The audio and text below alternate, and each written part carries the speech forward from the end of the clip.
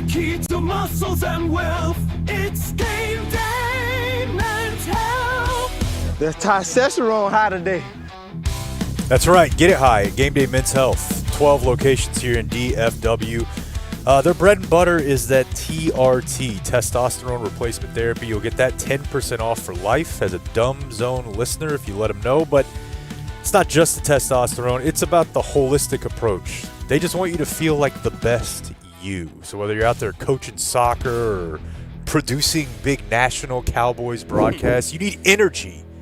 You need to lock in. You need to optimize. And the way to do it is at Game Day Men's Health. TRT, but also vitamin therapy, hair loss, weight loss. If you're constantly getting tired, rock loss, feeling mentally off, you don't feel like yourself anymore. You got one life. They're going to get you back. You got one life. Why not live it kicking ass at Game Day Men's Health? It's GameDayMen'sHealth.com. Well, no, we still have 5 seconds or so. And then? So go to any of the locations, right? Will I be able to crack if I go to Game Day? Whoa, like never before. All right.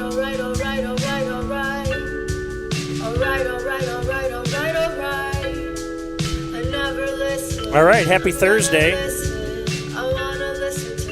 Finally, we're on track for the week. It's our Thursday. Like yesterday was our Tuesday. No Monday, though. No Monday. We're celebrating the birth of our something, because it's Labor Day, right? Sure. Birth. Get it? Labor? Love it. Hilarious? No? I'm more of a Helen Keller celebratory day. Noted labor leader. I'm Dan McDowell. I'm Jake Kemp. I'm Blake Jones. And this is the Dumb Zone. Clayton's here as well. Here is not the Game Day Men's Health studio. We just told you about Game Day Men's Health. Were you paying attention? We are high atop my garage today. Probably not, because you're in a brain fog. Because you haven't been there yet. Yeah. Write it down. Write down to go there, or else you'll forget. You know, you'll forget. High atop my garage, we have a listener joining us here. Hey. That's right. What an intro. What'd it do? I'm now, Jeff. This is Jeff. Yes.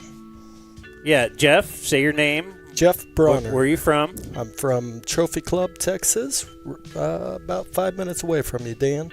Happy to be here. Height and weight? 5'11", 162 on a good day. You ever been on dating sites? Never. Okay. Before my time. Do you want to? Sure.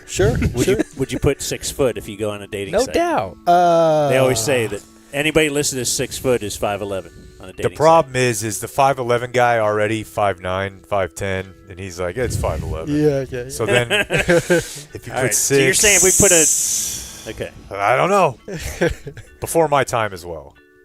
Anyway, you're here.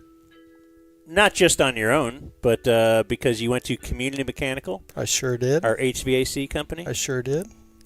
Travis hooked me up with a nice air conditioner and spent some time at our house diagnosing a lot of problems. And he did a great job. Their install team did a tremendous job as well. They were in and out in about 3 hours. And look at this dude doing a live spot. I tell you, log it. So if you if you get an air conditioning system from Community Mechanical, they will give you a sit-in. They will award you the ability to sit in and watch the show and just experience all that is. Yeah. CommunityDFW.com. Either the Dragon Den or our studio downtown. He's a great dude. He's a big sumbitch, isn't he? He is big. Yeah, he doesn't have to lie on the... He carried he that probably has to system lie in on his lower. back. Definitely. Like, all right, you don't want a guy Sometimes this I play tall. on the wing. Have we set up the battle between? Oh no, that's tomorrow. Tomorrow. We're gonna be at Whataburger tomorrow. Get your in breakfast Grand burger. Prairie. Watch a wrestling match. And we're gonna watch Travis versus Let Nathan. the construction guy arm wrestle the air conditioning guy for the burger. Well, cool, man. Yeah, it's Glad nice to you're meet you, here, Jeff. Glad that Community Mechanical has sent you here. He's got a cool job that I want to hear more about in closing remarks. It's pretty fun. Yeah. Well, fast forward to that then. You are in control. You can. Gotta watch a lot of baseball, though. I got something pretty big here, but He does. A lot of games. He does. I want to just mention one thing, and it occurred to me right at the end of yesterday's program, and I was about to tell you guys, and I thought, you know what? I'm going to type it on the sheet, tell them on the air. Because I feel like I'm becoming a better person, and a lot of that is Jake's influence on me, but I want to let you know that I'm still a bad person, and I think that'll make you feel better about our friendship. Because you don't, like if I started texting you on your birthday and so you'd be like, whoa, what's going on here? What's, this guy's not, that's not him. Something's up. No, yeah, He's, the haircut lady asked me this morning, how's Dan? And I was like, hey, you should stop asking me that. And I was 'Cause like, I don't know. Dan, no, I was like, Dan's Dan. He's Dan. He's Dan today. He's Dan tomorrow. He's Dan yesterday. So don't ask. But after yesterday's show, we were playing the Brian Schottenheimer audio, and he was talking about the emotional moment that he had with Perry-on Winfrey. telling Perry-on Winfrey that he has made the team, and oh my gosh, and he's certainly a bubble guy. Why did that make me want them to find somebody on the waiver wire and cut Perry-on Winfrey yesterday? Yeah, you're a bad guy. Wouldn't that be fun? It would be. I mean, listen, guys get hurt. Things happen. If it's going to happen anyways, why not make it funny for you, I guess, ruin this guy's the best moment of his life. No, but I'm with you. I mean, there was a small part of me that was hoping Cooper Flagg would break his leg in training camp. No. Then we'd see. Is that part of the process here? Well, yeah, I mean, because everything part of that happens is Nico's like, that was the plan. Now you see the vision. I wanted him to break his leg, so take a medical red shirt, Greg Oden style, and I don't figure see. it out. I don't. But I actually wish, don't want that. I don't wish ill upon him and his body, but I want him to suck. I don't like that. Why? He's going to have millions of dollars anyway, even if he sucks. I just don't like bad basketball. I don't like it being around it. It's just boring. That's and that's what this team's going to be. But I can't have him be good, or just the team be good. I don't think the team will be good. Anyway, on today's program, we will have table talk for picks. We're going to do football picks again this year. Totally different format, and we will discuss that at noon with the people we will be picking against. All new for 2025. This is a first in our trickle out of the upfronts, which are coming next Tuesday. We will be announcing a lot of things for the fall schedule. Very excited. A lot of big things happening on Tuesday. Mark your calendar. What? I think just some saved a people, syllable. Some people try to do cal, and that doesn't work either because I think that's typically calories. But you're just going to have to go with calendar. Did I tell you guys about imps? Not on the air. Not on the air. I don't. It doesn't. It's an industry term, I guess. But somebody who works for one of the agencies we work with was like, "Hey, checking in. Need last week's imps for impressions." I don't know about the imps. I don't know if I can do imps. Well, look out for it, because I can. But, dude, you won't believe this. So yesterday... Oh, wait, do we have something else today, too, or no? News We today. got in history. Okay, I didn't know if we had... viewer mail's big today. I got some viewer mail. hot-ass That's the viewer other thing mail I wanted today. to promote. Yeah, viewer mail's coming up later today. Maybe my favorite segment on the show. Fight me. Viewer mail is your favorite segment. Our listeners rule. Okay. Kiss ass. I felt like it the second I said it. So, someone told me about a podcast, and I'm like, what do you... No way. And yeah, it's true. And I went and listened to this podcast, and I can't even believe it. I actually just started to listen to it, and I thought, I got to stop. I'm going to stop here, and I'm just play it on the show. Argyle Sports, or Blake has a one-on-one. Blake with does Dak have every week your we don't antenna know is about. up, but you looked over. Are you doing an Argyle Sports podcast? Yeah, first episode dropped this morning of 2025. But Oh. Wow. What do we have on the docket today? well, we talked to Frisco Lone Stars head coach, talked to the Eagles head coach, talked to the quarterback, got the Eagle update. There's a lot on the slate. That's a big-ass game, bud. It is. It really is. We got Mike Leslie doing the game. You know it's a big game in town when Mike Leslie's doing the game. Helicopter broadcaster jealousy. Here's Mike Here's Leslie to Don save Van the Natta day to to break give the story kids well. exposure that they wouldn't otherwise get. Okay, so new podcast there. All right. No, that's not the new podcast, though. Oh. But I am interested in that. So go to your podcast players to find that. What's it called? Eagle Up. The Eagle's Nest. Fuck yeah, way better. You're the host, I'm the Welcome host, into the Eagle's Nest. interviewer. Yep. the producer, everything. Yeah. Dance instantly in. Anyway, I think I was floored by hearing this podcast, and I think I should just play it, and then we can. I don't know. I just wanted to jump around, perhaps, because it's again. Should we be promoting other podcasts, knowing that this is competition? I guess that's who we are. That's who we are. Anyway, I couldn't believe this existed. Somebody turned me onto it yesterday, and I'm like, Say less. okay, here we go.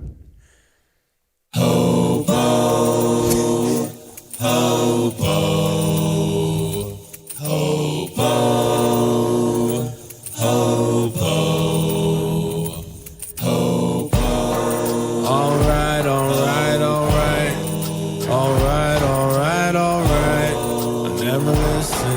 I wanna listen. Time to listen to the Bum Zone. Alright. I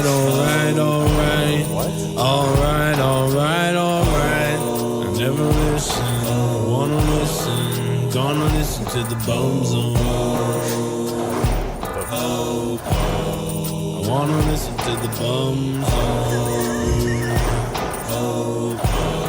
We wanna listen to the Bum Zone.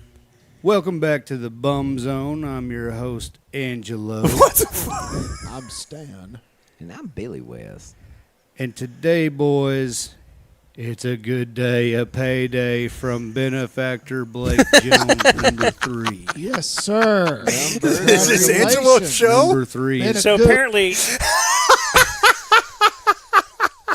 this homeless guy that Blake has befriended and who he has been giving money to on a Venmo gift card, he actually has his own podcast. Well, again, I only listened to the first 3 minutes, and I wanted you guys to at least hear that. They got a studio down at the library I've seen advertised. It has been a good week, but today's a little bit different.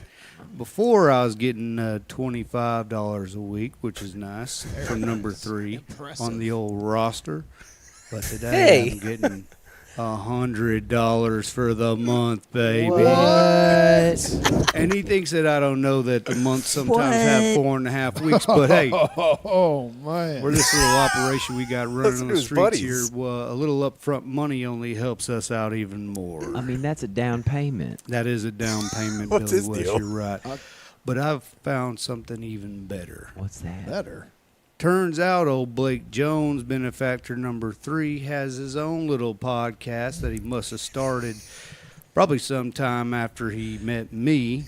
Probably found out about the Bum Zone. Yes. Started his own called the Dumb Zone. Whoa. What? He copied us. Copied us. Must have. Must And have. what he has done is gone to his little friends and, well, he's thinking he's pulling one over on me, talking about me, and we got a little recorded audio to listen to. I'd like to hear what he has. I want to They hear have our audio? You What's know he who? up to over there? You know who gave this to me? Who's that? No. Benefactor number 1, Grayson. Grayson. Whoa. He's Well, you good guys have people. met Grayson. Oh, he's a good Yeah, man. he's He's a good people. Why are you nodding? He's told me about Grayson. Oh, Grayson's the real person? Yeah. Shit right there, He's not Grayson. $100 a month good, but he's all right. No, but Nice feller. he'll sit down and he'll eat with us. He'll and eat that. He'll come and see us. sometimes maybe even offer something a little extra Yep. If you want. if you want. Now I think that You gotta we, step Open it up, to Blake. it, if you will. and some of us are open. Some of us So are. we can be. We can be open for business. It's a Depends. No judgment. Business here. is the key word. it's judge. it's a Please wild do an west ad. out here in the streets. That's okay, right. and these insiders, if you will, or innies, think that they got a little fast one on us. Do the bums also watch- Because we run this now. Severance? If you will, They might. let's listen to what they got to say. It's been a while since we've had an update. I don't know if now's the time for the full update. But I feel like we're employing him. There's several sitcom episodes about this, right? Like hiring homeless people to fulfill your professional obligation. Like we may be in that spot. The train doesn't run to Frisco. I don't think Angelo will be there. Well, he don't know I can get to Frisco. That sounds like a challenge. Okay. Let me, What? that's I about have as so far as many I listen. questions.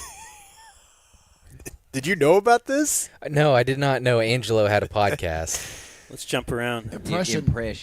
Yeah, bad impression. Also, But he- all my buddy. But all my buddy. What is it? You're ragging on your voice? I just want to talk. Let's see here. Let me jump ahead. Please tell us. Personal Yeah, I can update liability you on or Angelo. something. So last we left, he had lost the card, which was crazy to me because he doesn't have a lot. So I never lost the car. What happened was, you guys remember Curly? Yeah. oh yeah. So old Curly was desperate one day. I sold him the card when it was empty for $25. Immediately texted Blake that I lost the card. Damn, Old dude. Curly then was Okay, this You're guy's getting great. I know. effing railroaded. Fleeced here. He's just dancing on you. And what brings Okay. him happiness? I thought he would kind of hang on to that, you know. Yeah. what brings me happiness Yeah, is to you're keep not- on just getting gonna this say, son of a you bitch seem- to do whatever I want. You seem pretty happy right now. I couldn't be happier. So, do you know the story, Jeff? Do you understand the genesis of this? I hope everybody does. But yeah, Blake is he met a homeless guy named Angelo on the Dart one day. I'm just wondering if he's producing for him. Right. You need to put him to Sounds work. pretty good. Started giving him a $25 a week through a gift card, and then he's upped it now to $100 a month. Upped it 4.3 weeks per month, right? Needed less communication. Yeah, and he keeps. Anyway, let's just. Apparently, he has his own pocket. Like he's actually a mastermind. Yeah. Who And listen, I had a has feeling been- this guy there was more than meets the story. If he's actually asking Blake to get him an Uber because it's raining or have his food delivered, it felt like he was testing Blake, and now we know he's doing bits.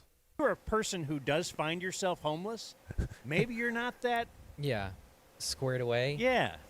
And no one used it, so it wasn't stolen Right? or anything. It is. I think of myself as No one used it because, well, he was arrested. Yeah. Also, why are we not squared away?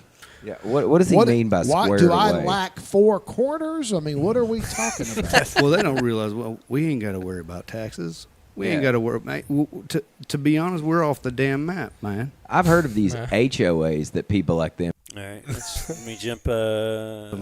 Some piping from Sam's or, you know, It's like he's playing checkers and you're playing chess 100%. because you're always 2 or 3 moves ahead. And what's on a chessboard and a checkers board? Squares. Damn right. I said you are squared I away. said squared away. Okay. Let's see. Sometimes. Yeah, there's nothing wrong with a good McNugget. You know what? Can we talk about that? You know, you're Oh, right. they must have been listening to You're your, right. when you were talking about how you buy him McNuggets. 30 piece. You notice that in the nuggets, the dark meat went away about 10 years ago? Boy, they've got takes. I did notice that. What the fuck is that? The dark meat nuggets were the best part of the whole damn deal. Well, I think that Racism. It's got to be. 100%. Is that true, Clayton, about this nugget color meat? No, they were just trying to get healthier. Oh, so Go they all did. white. Woke. They did go away with dark meat. Yeah. Okay, so that is true. And Let's- really close to home, it sounds like. You're not pleased by this development. All right, let's just. It's an hour long. Let me just jump to a couple other things. And he let me in to. He's got some other friends. This is where I dropped you're the bomb sugar on him. daddy on Wait. a roster. Hold on. Need sugar, daddy. See? His other friends are Jordan and Grayson, who will buy him food. Well, I mean, what the hell else? What? Yeah. Does Does he not know what benefactor means? Listen to this savior complex this guy's got. He No wants to be your own doubt, guy, and dude. you're That's supposed all to live it off of is. $25 a week and be his little fucking game. That's what he gets for reading that holiest of Bibles. He thinks he's old Jesus. I'm not his only benefactor. That is so tough. He's got 2 others. This is where And why did he need his to world tell you gets a about little them? crumbled. I guess I know why. It's just like a lady. Like, he yeah, was- I mean, we can hang out. I got other guys or Yeah, whatever. he said so. kind of just said like, "Oh, I'd love you to meet them." Dude, They're all he's gonna nice cut guys. you. Great, great. But I was a little floored that you have other money coming in. Again, what does he think we do out here all day? What does he think I do for a living? I got $25. Guess I'm done. What are you talking about? When you have other money. You do have a savior complex. I'm aware of it. God. A couple more. We can at least get through 1 month without you breaking. That you won't put any money in until August 7th. Not a chance. Ain't going to happen. Hell no, we're going to get this son of a bitch to break so hard. We're going to get him to break that old levee like it was in Noah. That's right. Book of Noah. Let's do a poll on when this $100 runs out. Another taking Well, I bets. feel like Yeah, that's a good one. You want to do pool, over-under? I'm going to give him... Yeah, give me an over-under date. Well, the over-under seemingly would be half the month, right? Yeah. And saying Boy, that basically he'd spent double. So what if we do this? What if we bet old Blake $100 on top of the 100 that we can make? Okay, so he's looking for more ways to get you. And These guys are businessmen. all right, one more spot. He used to live here. Which we should mention, by the way, we are podcasting from the Norm Hitchkiss Austin Street Center. Yep. That's right. Mighty Podcast fine facility. studio. A Mighty lot of fine money went into facility. that. Yeah. Now we do have to pay a little bit of a fee to be here because Norm don't do anything for free. Well, that's why we got sponsors. That's why we got sponsors. Want to thank our new sponsor, Cardboard Box. Man, they deliver every time. Every time. Every Every single time. time. And you can use that Cardboard cardboard box. box to live in. You can use it to ride on. You can use it sometimes if you want to leave an excrement if you're done with the box. You know, You can just cover it up with part of the box. 100%. You can poop in the box and leave it at somebody's doorstep, and they think they got a package. Also, they want to remind everybody that they're now putting the boxes out in a variety of fabulous colors like brown, light brown, and dark brown. Man, they are never stopping innovating at Cardboard Box. I mean, they're All right. I think we've heard enough. Bravo. But It's just the new number one on my Dang, playlist. actually, so I was surprised to see, as my story changes here, I actually had heard that before. So I was surprised to hear that it was the Norm Hitchkiss Center. So I did kind of some digging. And it turns out, like, if you go to thedumbzone.com, like, they actually have a website. This is where they post the podcast. Shut up. So The graphic is incredible. yeah. Just several fingerless gloved hands reaching towards the Venmo And here's a gift card. link to Cardboard Box. If you want to hear the Favorite whole box. hour, it is available for you at thebumbzone.com. But what an incredible development. Two Really episodes like here. the take on our open that they did. Kind of a stripped down, grittier, Or did unhoused we do that version. on their open? Oh, it's a great Yeah. point. Did Yeah, we continuity. upgrade their open? Like, Sure. I don't know where Caitlin came up with that. Incredible work. Wow. Really incredible work. Glad to see Angelo's doing well. Yeah, he's got. Now, you know what? If you have a cardboard box as your home and you wanted to see outside, you would probably have to, like, cut a hole in it. But what if you were able to install a window? So much Who simpler. would you get a hold of? For me, the answer is easy. It's Window Nation, Dan. You contact them I was hoping that was your at answer. 866-90-NATION or windownation.com. And what are you going to find when you go to those various portals of communication? Great deals. Right now, 50% off all Windows styles. But here's the big kahuna. 0 down, 0 payment, 0 interest for 2 years. So you pay nothing until 2027. They're a partner of the Cowboys, so you replace all your windows. You'll get a Cowboys jersey, a chance to win a pair of home tickets. But really, it's about their installation crews coming out to get this thing done in a day or less. Beautify your home. We replaced our windows as part of our remodel, and I kind of feel like we could have just stopped there. It's the biggest upgrade you're going to make in your home. Do it with Window Nation. have them come out and check things out. Window Nation is at 866-90Nation or windownation.com. No payments, no interest. 0 down till 2027. Before we get into our game picking and stuff, we should hit a couple little things maybe, if we have anything little. Oh, hell yeah. Sports Sesh. This isn't a full sports seggy, but just a sesh. Yeah. Kick a few things around. The Micah thing, you're right.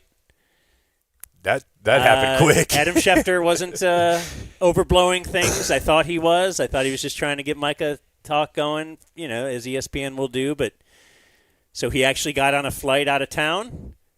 Yeah. And is heading to get his own MRI. And should we assume that you could just go to, you mentioned a Michael Jackson doctor earlier. Yeah.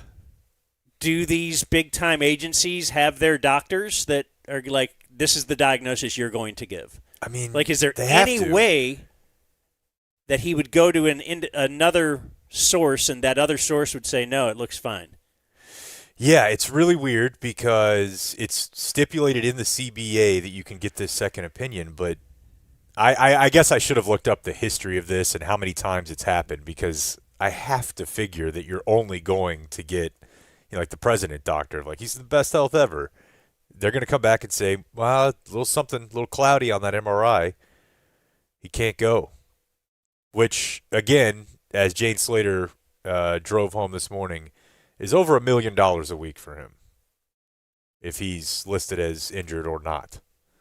Which also illustrates he's making good money right now. This isn't like he's on the... I know, that's not a great point, though. Yeah, but the Dak deal was... He was making, his fourth first time round around? quarterback money. 100%. Yeah, so I agree, but the thing about these top 10 draft picks or whatever is you're kind of set for life. If you're a pretty good player and you get that fifth-year option picked up, you're guaranteed that fifth-year option is going to be big money. Life-changing money, set you for life type money. Now, the problem is that they're in this world of sports, which is fantasy.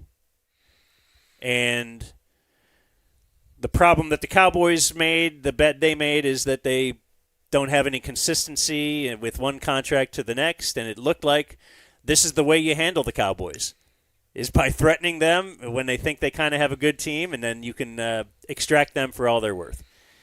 And oddly enough, it wasn't with Zeke. It's with Micah Parsons that they're kind of like drawing the line to where we do things like this now.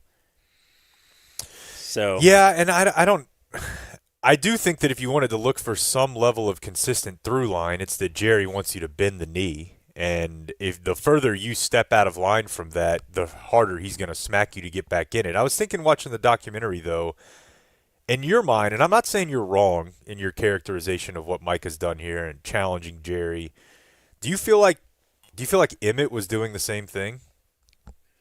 Emmett had been in the league for 3 years, I think, and was still under contract and wasn't up, but he had just won the rushing title. And they had just won the Super Bowl. And so he wanted to be paid 4 years, $16 million, and I think he was at 4 and 9 maybe. And he held out 2 games. And I went back and watched that again last night. Emmett was not like Dak. Well, and it's not Dak because he didn't hold out. But he wasn't like chill about it. He was calling it a case, like he was in court. In an interview, he's like, we will win this case because we are right. And we are just in our position. And talking about it 40 years later, 30 years later, he's like, I was tremendously disrespected by that. I felt hurt, and I'll never forget about it. I think there was also... certainly a very different... But do you think that's challenging Jerry? Like what Micah's doing to me is not that different. Yeah, but Jerry now is different than Jerry his first couple years in the league. Well, for sure, but I mean they caved to Zeke recently, so it's just this one feels oddly different. But to then me. you had Jerry with Zeke was, man, I think this is my opportunity to finally show that I can do this without Jimmy type thing, and I'm not going to let this little holdout stop me. I think Jerry now realizes this is not a real Super Bowl team. He really thought that one with Zeke was, and I agree. I think those were some pretty good teams. Sure. that Dak rookie year might have been their best chance. I don't know. Micah's rookie year was a pretty good chance too, or was it his second year? Hey, I mean, I know they played a week slate, but the 2023 team had a second-team All-Pro quarterback and was favored against Green Bay. Yeah. Against a quarterback who hadn't won anything at that point, and they got trounced. Was that Micah's second year? No, third, because he played 2 against San Francisco and then Green Bay. Yeah, so I don't know what to make of it, but I truly think Jerry now is kind of at the he's rounding third, heading for home. He's in the basking in my life portion of his life. He's let's have this documentary. It's glowingly speaking about me. It's the gambler. I'm this. I'm in TV shows. All right, we've had really good. They've set the narrative now that they've had very good teams that have never really just got over that little hump. Certainly, they've had a few teams that were good enough to win the Super Bowl. And I think he's told himself in his mind that that's almost like a Super Bowl. Like, we've been really good over the past 20 years. And I'm not going to now – again, it's the public – the bending of the knee, the public whipping that he would take. And publicly right now, he's on a high. So I don't know. It's very messy. Very messy. I kind of like it, but it's.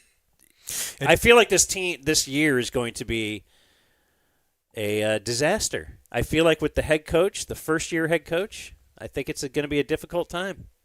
I don't. Difficult water to navigate. But there's plenty of reasons there to think that. I'm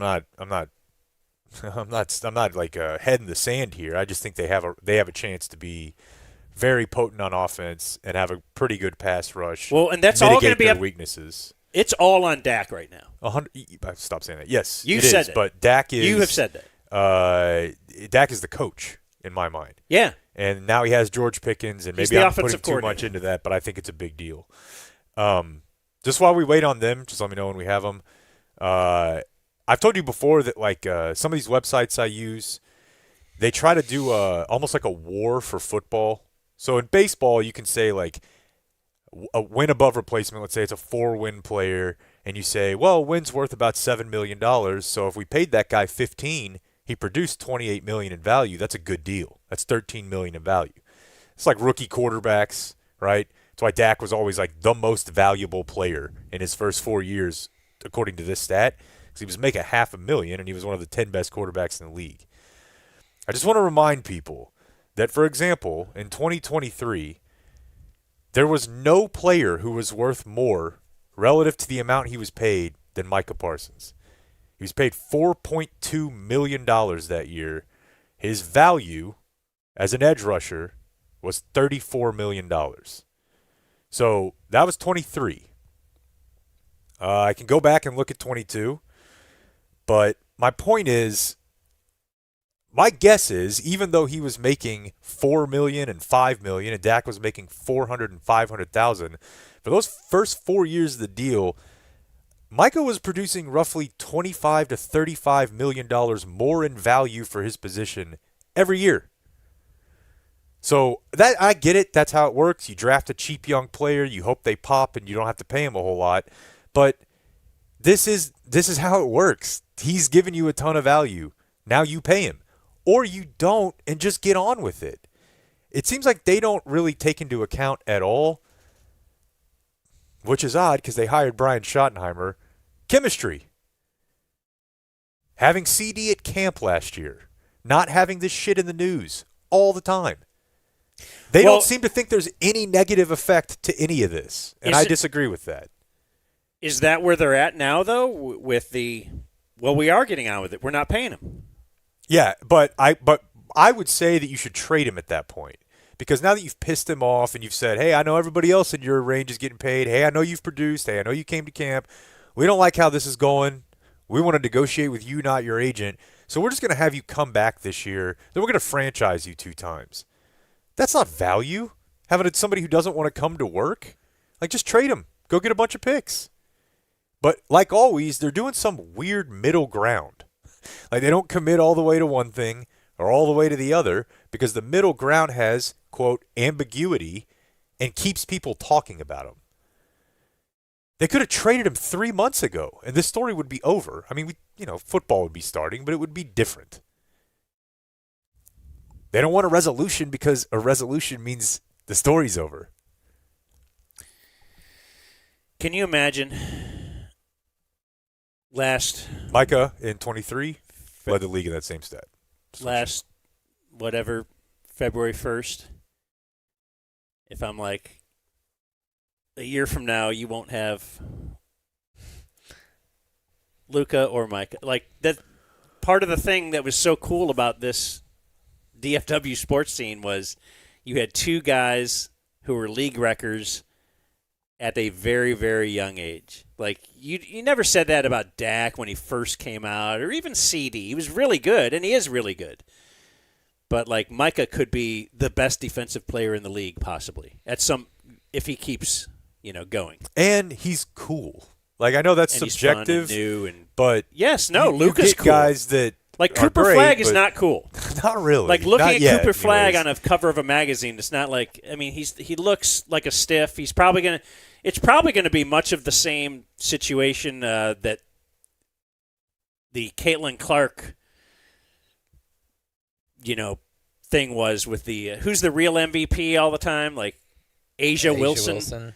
But they're like, she's kind of like a big man type thing. She's like, it's just not a sexy, fun player like Caitlin Clark, and that's. I think you're Micah a little is bit sexy off. and fun, and Luka is sexy and fun. I agree with all I that. don't know that Cooper Flagg will be. We'll find out. I think hope he's just not. a really fun type player. I do want to say that. Like, there are good basketball players who are kind of boring. I think Flagg is a fun player as a side road. I also have heard him interviewed very boring and not like much of a trash talker. He'll do a little, but he ain't Luka. But Luka's the wonder boy. I mean, Luka's he's European. trash talking fans, whole crowds feeding off of it, and Micah's similar. He's similar, very emotional guy, and that. Like, just those two, that we're going to be able to watch those two is so awesome. And now it's not as awesome. Guests are ready. Guests are ready. My neighbor's a big Packers fan. He's a great dude. He's 50s, 60s, and he rolled by yesterday, and he's like, I'll get you a flag if they trade him to Green Bay. And I'm like, ha. And then he goes, wouldn't it be crazy? Micah and Luka in the same year? Yeah, man.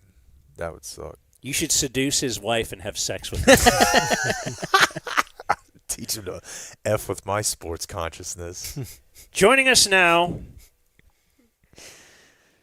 the cheese head on. three men that will be part of our picks segment this year, each and every week during the NFL season.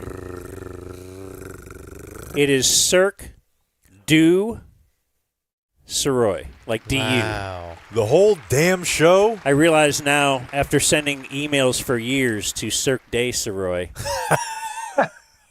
and I was like, they never respond to my email. There's Cirque of Sirois? Yeah, I don't know what they were. Look at them. Look at them. They're all here. They all look nice. Mike Sirois. Hello. They're all here. Cash Sirois. Danny Hello. Bayless. Of course, Mike Sirois wearing the one hat. Like I heard someone talking today about the Dolphins that the last playoff win. When's the last playoff win? Here we go. Yeah, when is it? Is it the longest stretch? We have a couple of the longest stretches in the NFL, like the worst shit. But yeah, like the Browns have one just a few years years ago. I believe it might be over 20 years. yeah, I think that's right. That's disturbing. 2000. Damn. 2000. 0-6 So I don't wanna in hear the your Cowboys playoffs shit. since then. You don't want to hear what? I don't want to hear your Cowboys shit. All this Cowboys pain. Well, yeah, we were talking about that for the everyone bitching about the stretch of no wins, and it's like, yeah, like all things considered, I'd kill a member of the bum zone if we could have one Super Bowl win in our lifetime. Boy, look at Cash. Cash looks great. His lighting's great. His camera's great. You can tell he's the video guy. Sirois looks like a video I downloaded off of LimeWire. It's Danny's dark. got like a it's real grainy. studio. It's like Yeah, a Danny's shooter, got a real shooter studio. manifesto video. Yeah, jeez, Sirois. They drove me to it. Turn it on, guys. Damn it, hang on. I think it looks great. No, he didn't. You just ruined. You touched the nerve. You touched the nerve. Cash has a plant.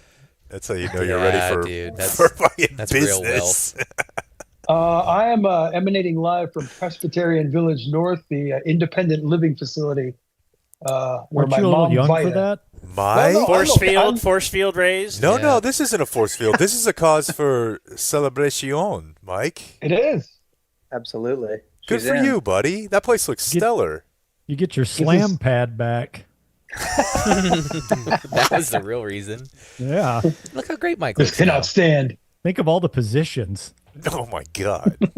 So many. Different. Let's just say 24 hours in and we back.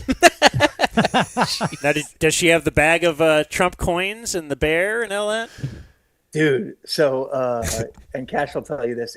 There's like some breakthrough that's happened with, her slipping mind and all that. And then she seems to care a lot less about politics, I guess, if you will, than she did a couple of years ago. But so we go back to her house in Florida and we're packing shit up. This is 2 weeks ago, right? Packing everything into a pod, which I'd never used a pod before. If you want a review of the pod company, if you're curious about that, we can do that. Although, I mean, honestly, very, very good. But I don't know. You see pods for your whole life. And I'm like, what's the whole deal there? Is that the best business idea I've ever heard of? Or does this shit work? But I think thumbs up for pods. Dude, we had one for like 2 months. Just Right. sitting out in front of the house, and you're like, well, this is we used storage units before. You're also thumb upping the pod? Yeah. Okay. Yeah. The only thing I was right up there for with cardboard box. a little more versatile. I was there when the pod got delivered to the retirement home, whatever. Oh, sick. And it's all about what direction the pod. I'm like, we need the thing facing the door, so all this shit we get out, it's gonna, we come out the door. And the guy was so mad at me because he had it lined up to face away from the door. And I'm like, well, and I normally don't give a shit. And I'm like, but if Cash gets here, he's just going to give me shit if I don't make this guy turn this thing around. True. So he's like, all right, I'll turn it around. And then like for 15 minutes, he went through the procedure of lifting it and turning it around and like having the 12-year-old hissy fit on every move he did. And I just stood there kind of arms crossed, just kind of watching like every hydraulic little pump he had hit. He's like, should have filmed every that. step of the way. And I'm like, and then didn't say a word, just dropped the pod and he took off. But anyway, all in all, pods a thumbs up. So we're packing shit up and we go into our mom's bedroom when we get there. And there's a beautiful white statue of, I mean, honestly, all of our Lord and Savior, Jesus Christ.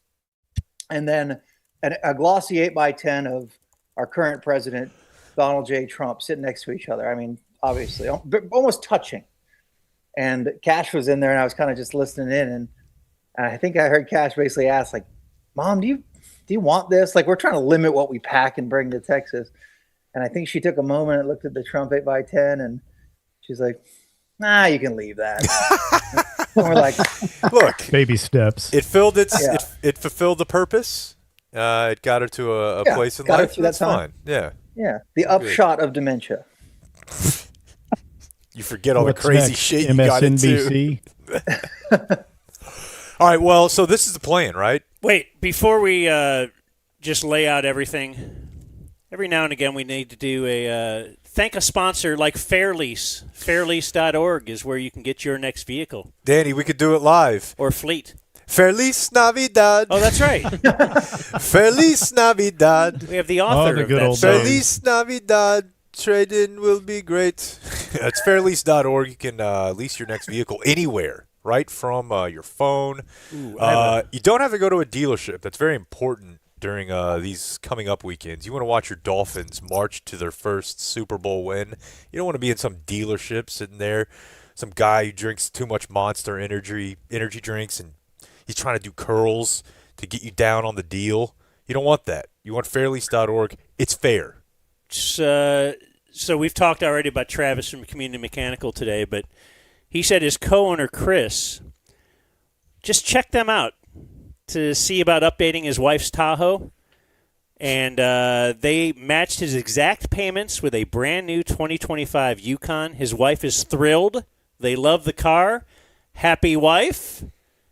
Happy Happy Life, brother. Life. Yep. Sponsor. Yep. So slick that thing up at home with fairlease.org. Yeah, there you go. All right. We have a sponsor too for this segment. I didn't Fantastic. run it by you. Your turn. Go for it. Let's get I didn't run everybody it by paid. you guys, but the Cirque show has been brought to you on Picks this season by Large Styrofoam Cup. They're in. We got them. Always Sorry, reliable. The only thing more reliable than one large styrofoam cup is two. Stacked in Yeah, there well, together. clearly. A little double cup. We're hoping to get there. We just have the one. So I think Blake had a really good idea for picks this year, which was teams. Because in years past, when we have 6 individuals, 7, 8, somebody gets way up, and it's just they're safe. Dan, usually, or Bob in years past. Like, they're just, by week 8, 9, it's over. They're basically safe. Somebody gets way down. Usually that's not the same case because there's other people with them down, but we wanted to make it to where nobody was safe. So Blake's idea is we need teams. So we have a show, and you have a show, and we said, let's have some football together. Now, the thing that brings into question is it changes the dynamics of the payoff a little bit. Obviously, in this situation, all of the winners will skip the payout or the payoff, and all of the losers will participate in it. Now, the problem as I see it is we're trying to find like the tension points, and I don't know that there's really any payoffs that we've discussed that would be a big problem for me. But Dan and Blake, I don't know. Potential problems. On the other side, we've kicked around some ideas like, hey, maybe you stream for 24 hours. And, like, I've been on vacation with Mike Sirois a dozen times, and let's stay up for 24 or so hours and laugh and have fun with never a dull moment. That's like once a month on Friday for him. Like, that's not really a payoff, but I don't think Danny wants to do it, and I know Cash doesn't want to do it. I would just need to borrow some of Mike's medication. Right. I don't think he's going to be like, oh, Used no, to be in a soft 24 drink. straight hours. Yeah. I will throw a monkey wrench into that narrative and say that I actually was the one that first came up with the 24-hour stream. And my initial idea was that we would each have to learn a stupid dance, like Napoleon Dynamite or, Travolta or whatever, and perform at a local public place for 24 hours. And however you guys wanted to separate your 24 hours for however many, hours you wanted to do. And then every 10 minutes or 15 minutes, get up and do your dance. I think we'd have to trick it up quite a bit. I was thinking of that was the initial idea, is all I'm saying, and it's gone from there, obviously. Something like accents on the 8, where from like 8 to 18 every hour you have to speak in an accent that we give you. Somehow you're going to be treated like a monkey, all 3 of you, or all 3 of us. That would be the idea there. What do you boys think over there on our team? Other payoff ideas. We kicked around stand-up comedy. I like that one only because. So the idea for the stand-up comedy was we each have to do a 5-minute set. Maybe Blake has to do 15. I was going to Blake. This is Blake's avenue to a Netflix special. A tight 30. Get him on Comedy Central first. If you wanted 45 to 9, I could give it to you. Your little pat it with crowd work, which he's known for. And so then if we have teams, and you're far in the lead, or let's say Sirois is far in the lead, but his 2 cohorts are dragging him down, then that causes dissension within the teams because they're upset. They're going to have, Sirois upset. He's going to have to do the stand-up too. That also, so the problems with stand-up, I think, are when we did it before, like a decade ago, we didn't tell anybody where it was. And you had to go to a crowd that didn't know who you were and try to be funny. Yeah, and it was... So but we want to promote stuff and make things big, and right? So we would want people to be there, but if our own people were there, is that easier or harder? Are you held to a higher standard almost? Well, I don't know. I don't know if it's harder or easier, what do you guys but think? it's not the bit. Easier.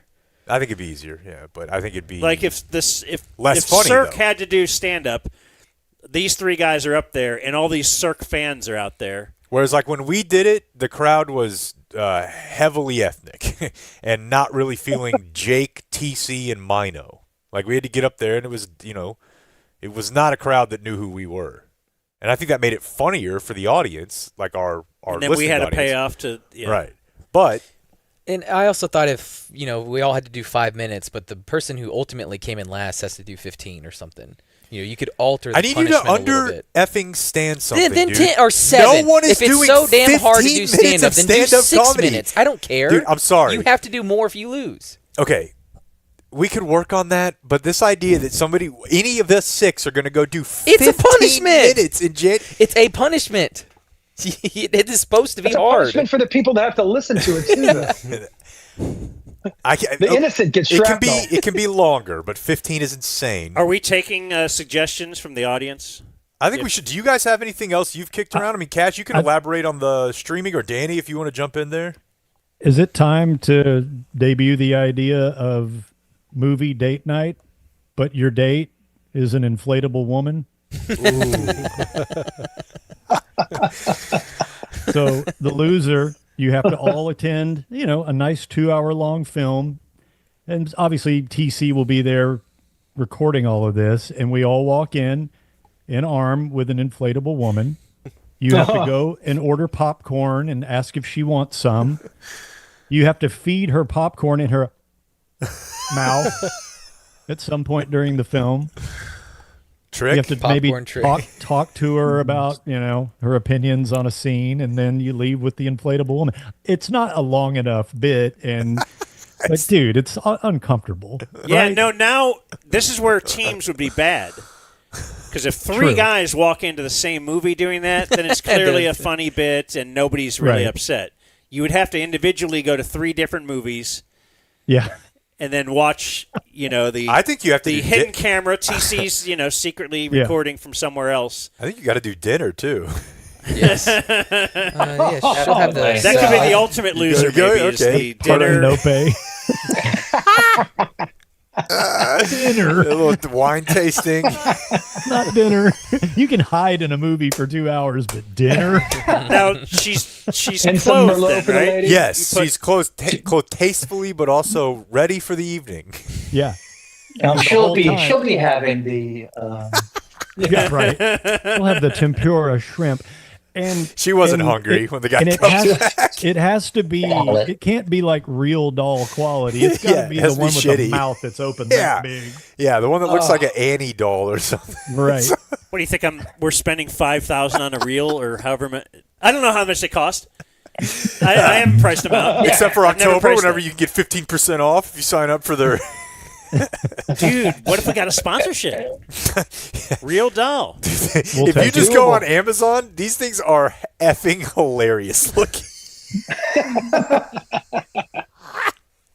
Oh my god! And then you have to go home and joke fuck it. For the bit, Joke. I can't. TC's filming you. Man, I don't know. This is pretty good. How do you feel about Mike's audio right now? We're working. Is it bad? No, It's no, okay, no, it's no, okay, it's it's okay, fine. everyone. You're fine. Joined You're fine. twice. It's Dan just- likes to play both sides, where it's like, well, if we don't acknowledge it, then it didn't happen. But also, if there's a small, tiny little fart in the waveform. I've changed a lot. I love this bit. I don't think it immediately presents as good of audio content like for the listener, but it is Right. great. But us reviewing it and watching it after would.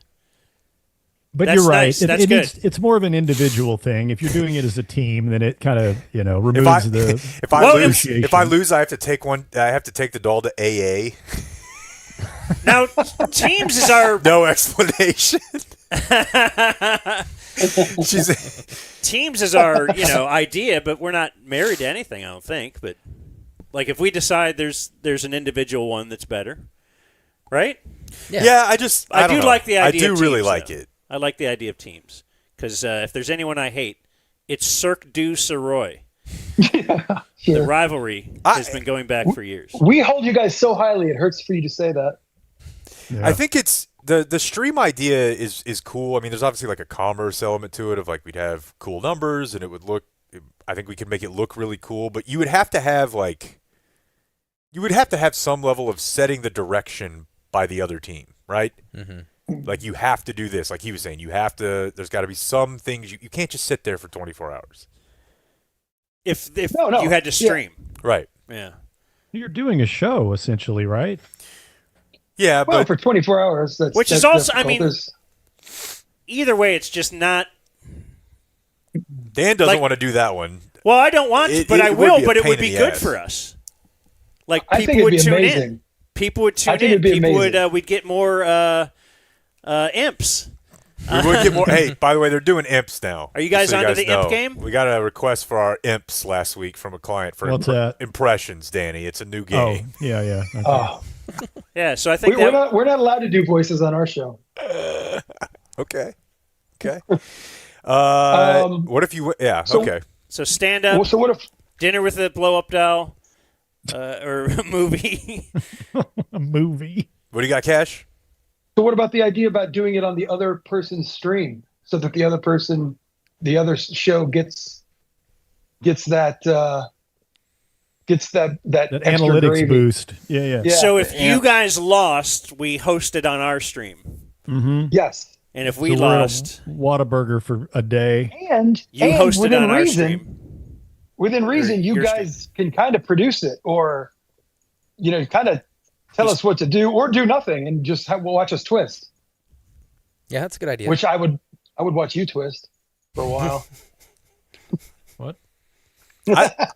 I think. Do we need to cover format at all as far as the games? That's going to be standard 3 NFL. College, So Cowboy, yes, I wild would like to card. cover format because last year on this program, Mike, you were involved. Thank you. We tried to change it up, and really, my mindset on that was, I want to try and do something different than we've done before.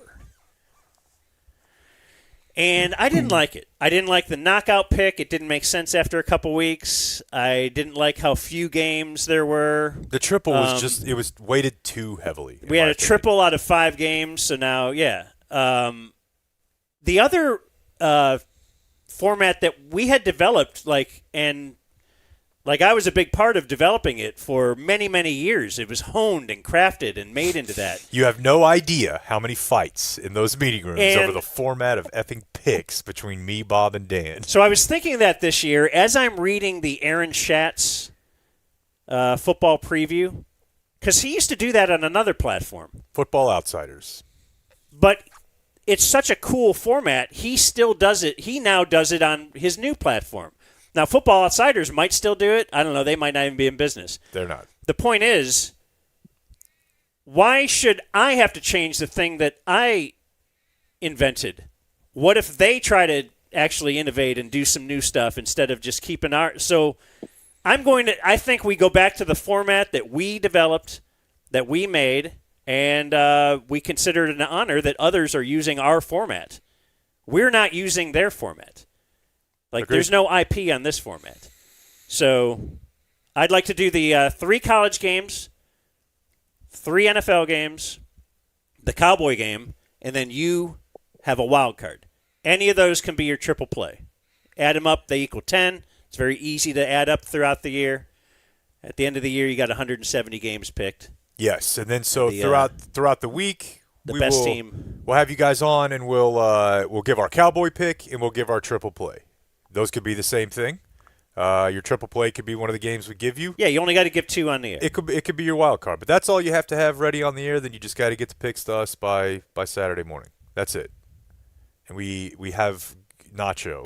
Do we want to argue about that, or is everybody like that? No. The only thing I'll say is I just tracking down picks we'll address, but from a listener perspective, I enjoyed that all of the picks were said on the air. And so everyone knew heading into the weekend. That's not even true, though.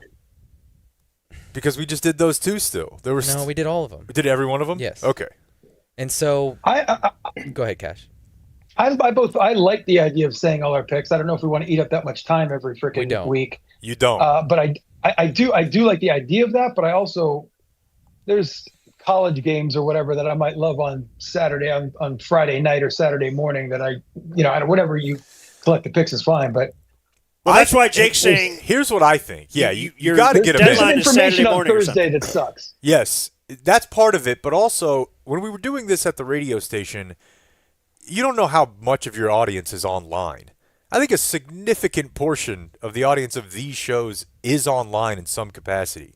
So if we just post the pics, I feel like people like track. They end up tweeting me like, "Hey, you just got effed by FAU," or "Hey, you just got effed by UCF." They still end up knowing the games I'm losing because they tell me about it, even if we don't say them on the air. And then I would get 3 tweets. Where the F are the pics? It is really important that we get the picks Friday night. It's really important. 100%. But outside of that, I think the format, it rules. Now, I feel like this could be a thing that also just beats Danny down because he's the dark cloud, as everybody knows. Yeah, it's just even having to do it. True or false, Danny? I know you got a kid, you got things happening, bullets are flying. We all got kids. Everybody's got kids, except for the 2 idiots down on the bottom. That's right. They have dogs. Not that they know of. It's the same thing. What do you think, Mike? Well, just question, because I don't know if you noticed, and I mean, it comes as a shock. I had a little bit of a computer issue not too long ago, so I missed some of that discussion. Are we saying our collective score as a team is our team score, or is it the individual who loses their team? I'm sorry. Yeah. I think we go. I like the collective idea now. Because then you could be the last place, but you could actually win. Yes, and vice versa, win and lose. But there's a little bit of a honor amongst thieves here. We can work this out off the air, but obviously down the stretch here, you could get craft funny with your it. picks to make sure that you don't. Now, in doing that, you could also screw yourself. Like if you try to park the bus and then it goes horribly wrong for you. But I think maybe we work that out as we go. There's probably some pitfalls here. I feel like there are 6 trustworthy people here, though. I don't. Or at least 4. Definitely. I don't know. At least 4 decide who. Yeah. Cash is a known cheater. I'm saying there's one, and it changes by day. So I don't know. I think this is going to be it's going to be a lot of fun though, and we will gladly. I would like to be on your show anytime there's a Thursday night game we're all fired up about. I envision a scenario where, on the last weekend of the season, we all 6 just go live during an NFL Sunday, because it's come down to the last Sunday almost every time. And at the ticket, it was you can't just pop on, but for us, we can. We can just. Yeah, what are you, Tony the engineer? See, I wonder. So if we are doing teams,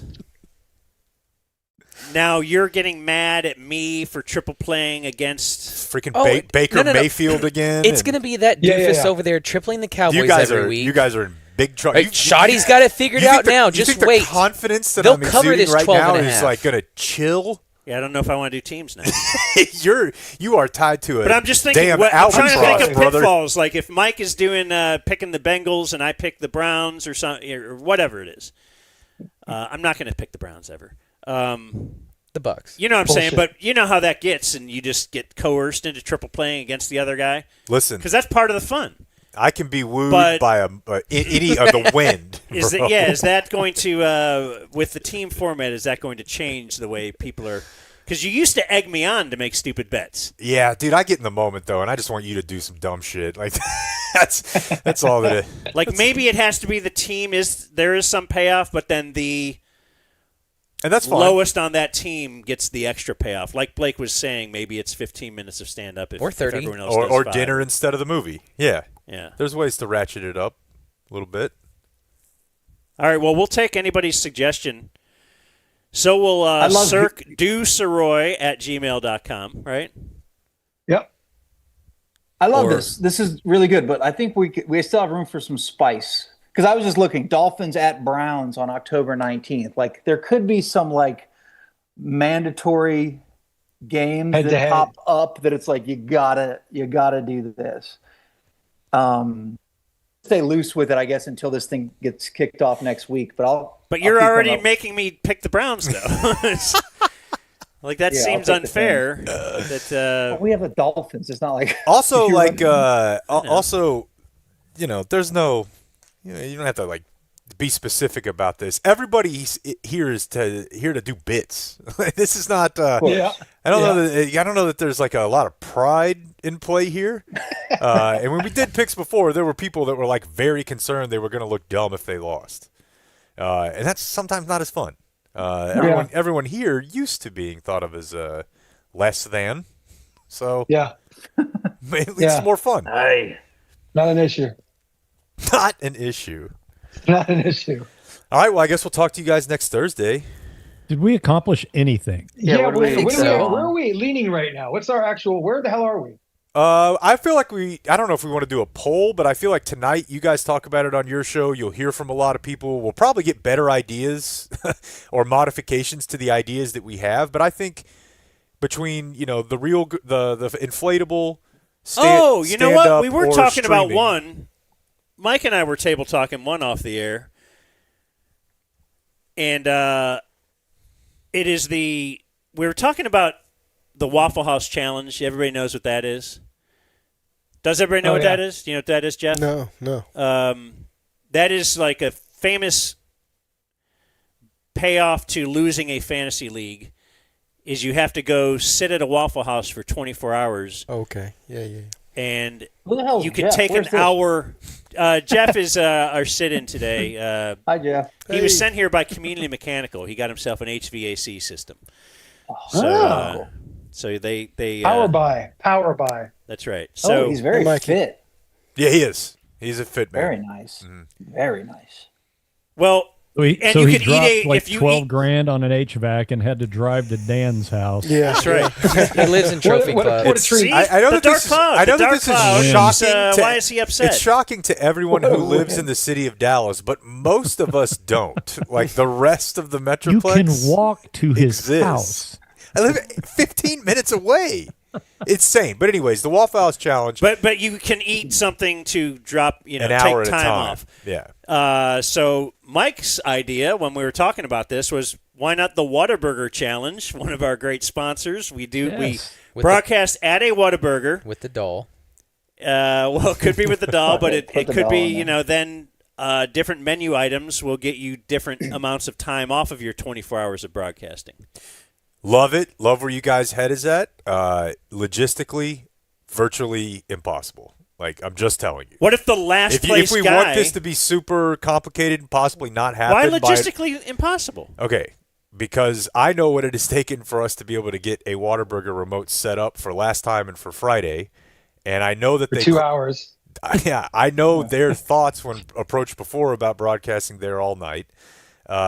We could get into the off-air part of it. I'm telling you, that's not happening.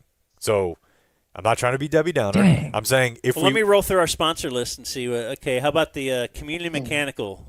We sit on an air conditioner for 24 hours.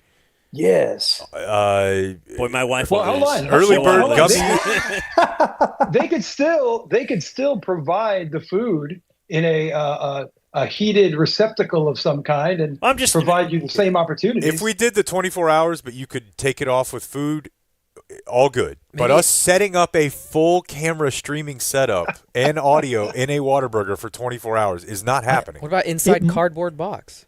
It could depend on the location too, because when the Cardboard Whataburger idea was tossed out, I was like, okay, well, this is I loved it. You probably But need to think about whatever you're about to say. Well, no. My point is I would love to do it. It'd be awesome if we did it at the Whataburger by my house on Buckner and 30. Why is that? Because it's It by would his house. just be a lot more entertaining.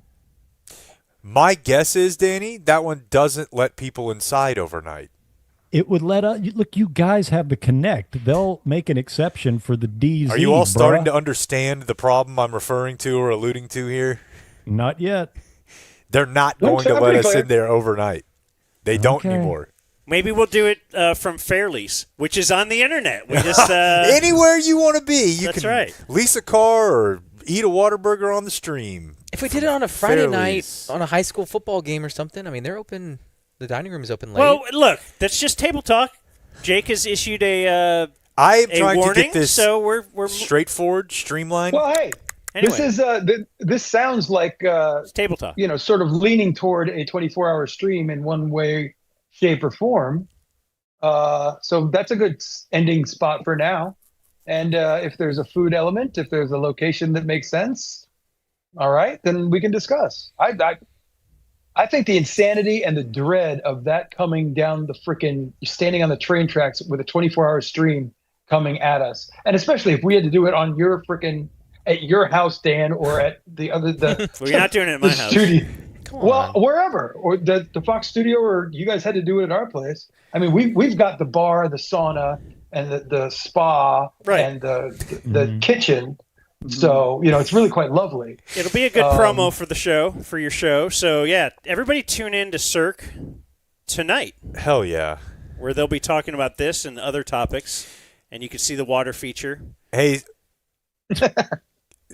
Kind of the reverse of I've actually not watched your show. I listened to it the next morning, so I've just heard about water feature.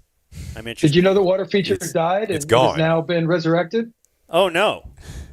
With what? There's a new water feature. I knew it died. A 5-dish water feature about 3 times the size. It's basically a piece of huge furniture now. Yeah. It used to be $20 and like this. I think I'm pro flowing water in the home. Like we went and looked at a house one time. They had like that little like koi pond like in the living room, and I'm like, what the yeah. Okay. This thing looks like they moved it from the Arboretum. I love it. Ridiculous. Hey, so real quick though, Whataburger challenge, Waffle House challenge. I think it'd be funny if Sirois or whoever, every bump you take, you have to add an hour.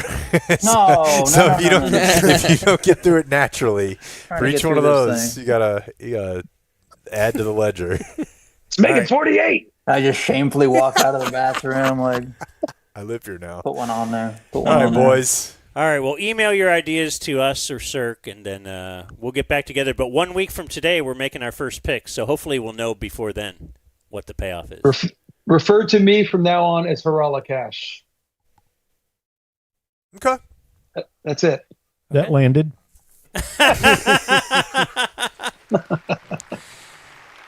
There's Cirque. Bye. Bye. Bye, Dave. Bye, Cirque. Bye, Blake. Sing it. Our pros are the nicest. We've got the best prices at Flooring Direct. DFW.com/DZ. That is the website. The DFW part is important because they are here. They are local. They're going to come out to your place. They're going to shoot the S with you for a minute, and then they're going to tell you, you're getting new floors today, bub, and you're not paying anything for 36 months. Now, that was all kind of off the top of your head. I'm looking at the copy, actually. It says, our pros come to you with the hottest flooring styles right in the comfort of your home. Don't you hate when they Mine bring was like better. those? Right, I know, because it was, you just came up with it. But I'm reading the But copy. I do hate when they bring some old, basic. Right. What are these?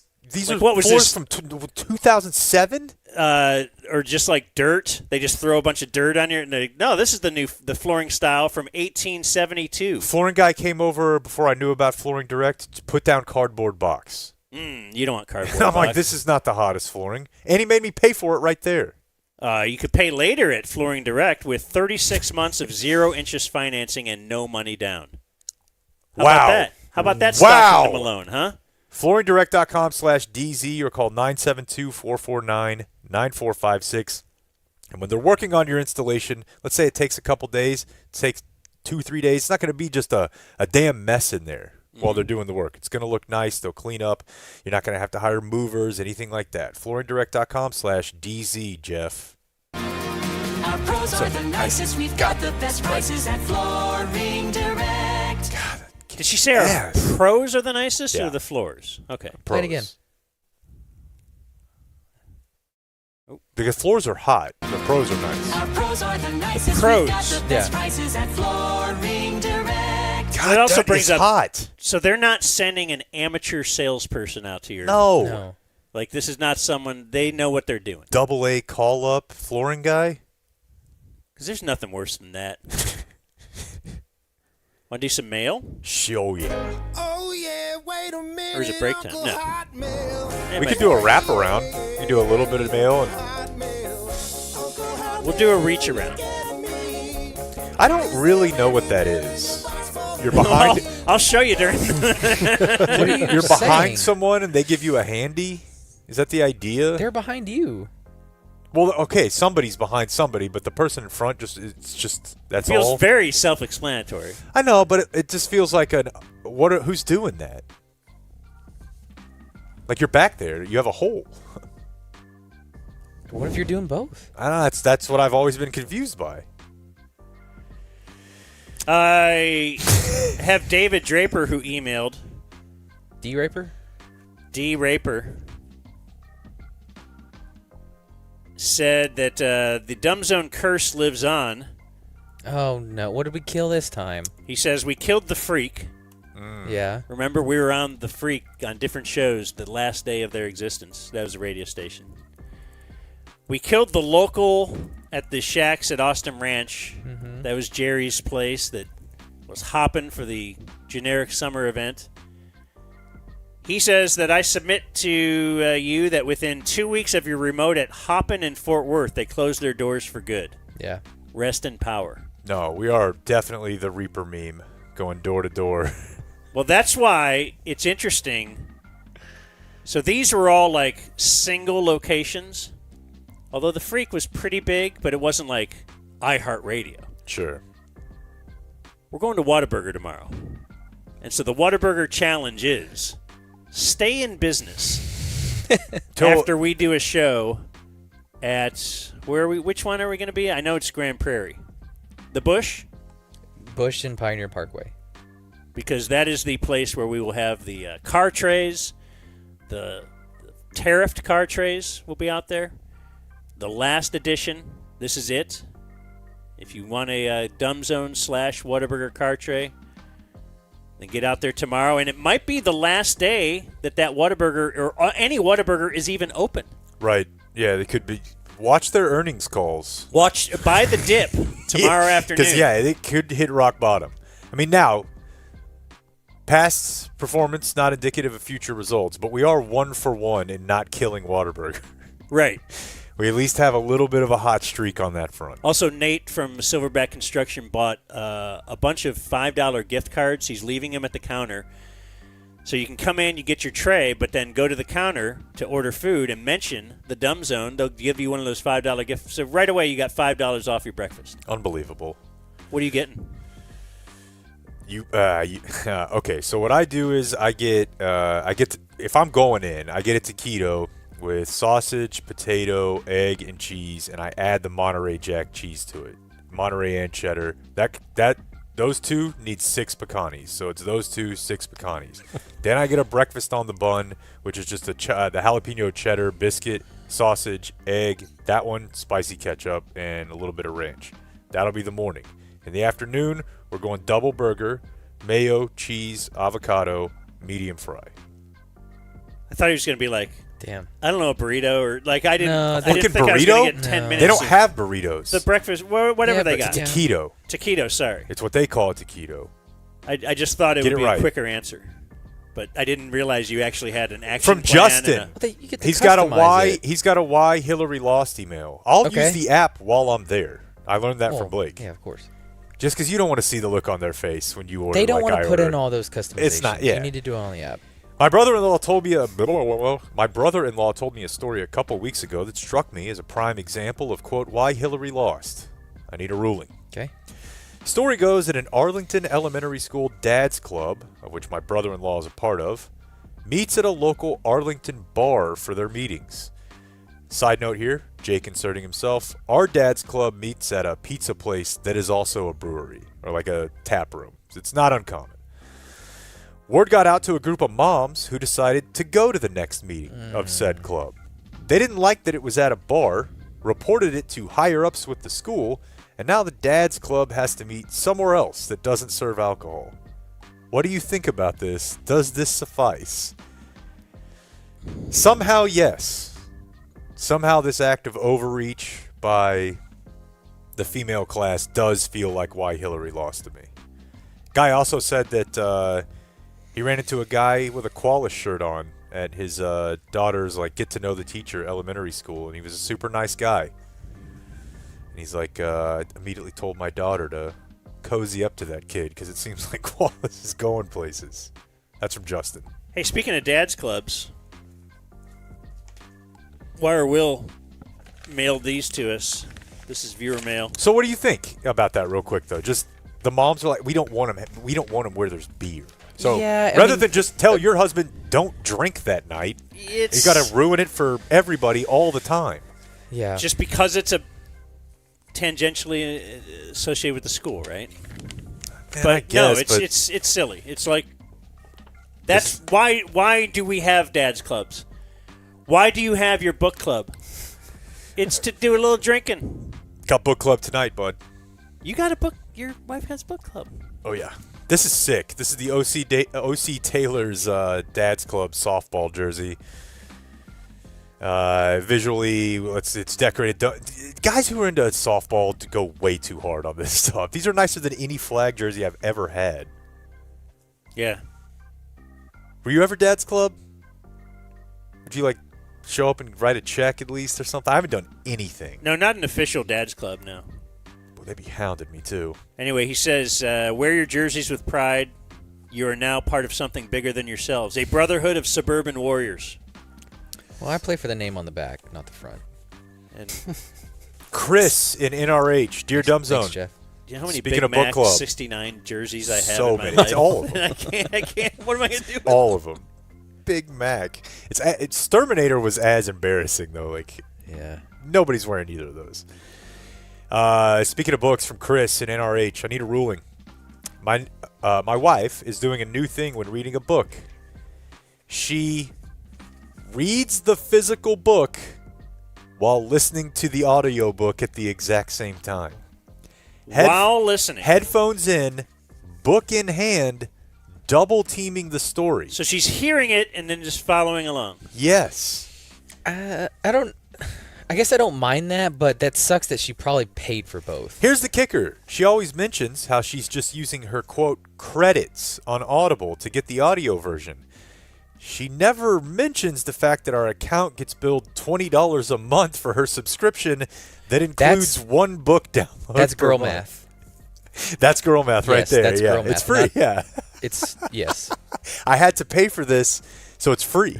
I'm using my credits. I'm already using the credit. Well, where do you that get is the free. credits? I paid for it. To make it free. Well, yeah, but now I have the credits, so I have to spend them. Here's another fun one. This from Steve in SoCal. You guys know that I've been singing the praises of Lamb Weston fries all week. Met a guy in Austin, or my buddy met a guy, Grant in Austin, who hooked us up with fries for my birthday party. The best fries I've ever had in my life. I will continuously order these fries online. The variety, you guys got to see what they're doing with these fries. Steve says, following up on French fry talk, back in my consulting days, I had a huge project with Lamb Weston. It took me to their factories all over the country. The scale of their operation is absolutely insane. At one factory, I watched them make all of the McDonald's fries for the year for Japan in 2 weeks. 1 million pounds of fries a day. They also make all the fries for Arby's and Chick-fil-A. And let me tell you, you've never had a better fry than an Arby's one right out of the fryer from the assembly line. I bet. Arby's have good fries? Oh, Yes, buddy, their curly dude. fry game is... Nobody's doing it. Nobody's doing it. Is it too hard for you? You like the curly fry? Me? I like any seasoned fry. It just I like feels very seasoned- difficult to get ketchup on the curly fry. I've never found that to anything be a but problem. the end of it. Because if No, you just if jam you, that thing in there. the whole thing, just shove it in. I because- apply my ketchup externally. Like I squeeze the ketchup on the fry. There's no. I mean. Oh, I well, need I'm a way dipper. more than that. The dip is 2 fries. I'm a big. You're a big sauce guy. Yeah. He signs off, Steven SoCal. Anyway, go French fries, which I think we can all get on board with. I have one from Keep Anonymous, please. Who's it from?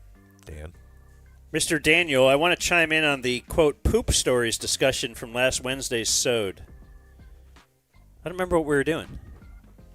Were we talking poop? Your buddy pooped in somebody's shoe, right? Oh. I had a buddy poop on a plate, and we left it at a guy's doorstep and rang his Yeah. doorbell. We had the Richland poop dollar. Yeah. He says, in college, a group of friends got into delivering, quote, poo pucks to each other's dorm rooms. The idea was that you pooed into a plastic grocery sack, smashed it down into a flat disc shape, and then let it freeze overnight. Often in the shared lounge freezer, in a Pop-Tart box or something.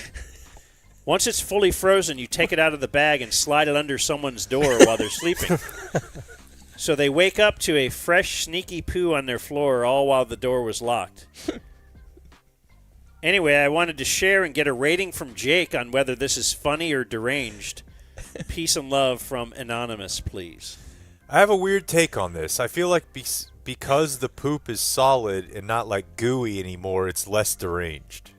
Like it doesn't feel but as it'll gross. become gooey once it thaws. You don't think they ever you don't catch it before it's okay? Then it's deranged. Yeah, if you. Because it's going to be pretty thin. Yeah, I think to fit under a door. You're talking. I'm not like the biggest poop is funny guy in the world, so I don't know. I think that's really gross, dude. The funny really part gross. to me is the effort that it requires. If we're gonna grant a funny part, the fact that you're hammering it out like you're fabricating something and getting it perfectly circular and freezing it. But like that's why. Do you know about the stapler in Jell-O? Yeah, I guess I've seen that. That's from like the original Office, and maybe even Dwight did it on the new Office too. But Jim did it too, Dwight, right? So yeah, like just what goes into that.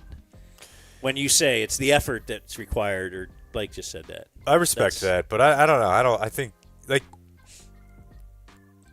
why is that any less disgusting to you than if it were like male like cum? Like we've heard of sports hazing stories before from our friends in the pro game. Wait, who says that's less disgusting? Well, I'm saying if that like would that guy do that? Be like, yeah, we put a bunch of cum and froze it and threw it into the guy's door. I think it doesn't stink. And it tastes great. My point is that's just as bad, but I think most people would be like, come on, dude, that's gross. It's just poop. Yeah. Semen, that's gross. I'm like, no, I think both weird. They're both gross, dude, but it's coming from inside you your have body. to do the poop one is because it stinks. It's going to be all mushy when you wake up. Yeah. Plus, it's hard. It's easier to get a nice amount of poo than you got to pass around the Aggie jar to get that thing full. It's true. I guess it's true.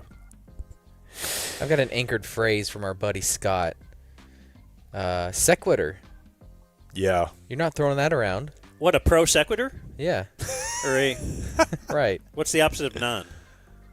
I thought pro, but in Latin, what would it be? I don't know. It's just sequitur. Huh. It is either a sequitur or a non sequitur. Yeah. What is a sequitur? Like it happens sequentially. What's a non sequitur? It's out of order. Like you just it's like something okay. inserted non-sequentially. That was great work from Chris. Do you guys know that Jake Paul has another fight coming up? Have you seen this, folks? Have you heard about this? No. He is fighting a guy named Gervonta Davis. Now, Gervonta Davis is... in Micah's, when he was on with The Undertaker, he said post-football he wants to do boxing and MMA. Of course.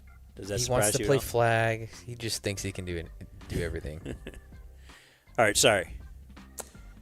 But you mentioned Gervonta boxing. Davis is 5 feet 5 inches tall. Jake Paul is, he's fighting at like 190. He's 6'1".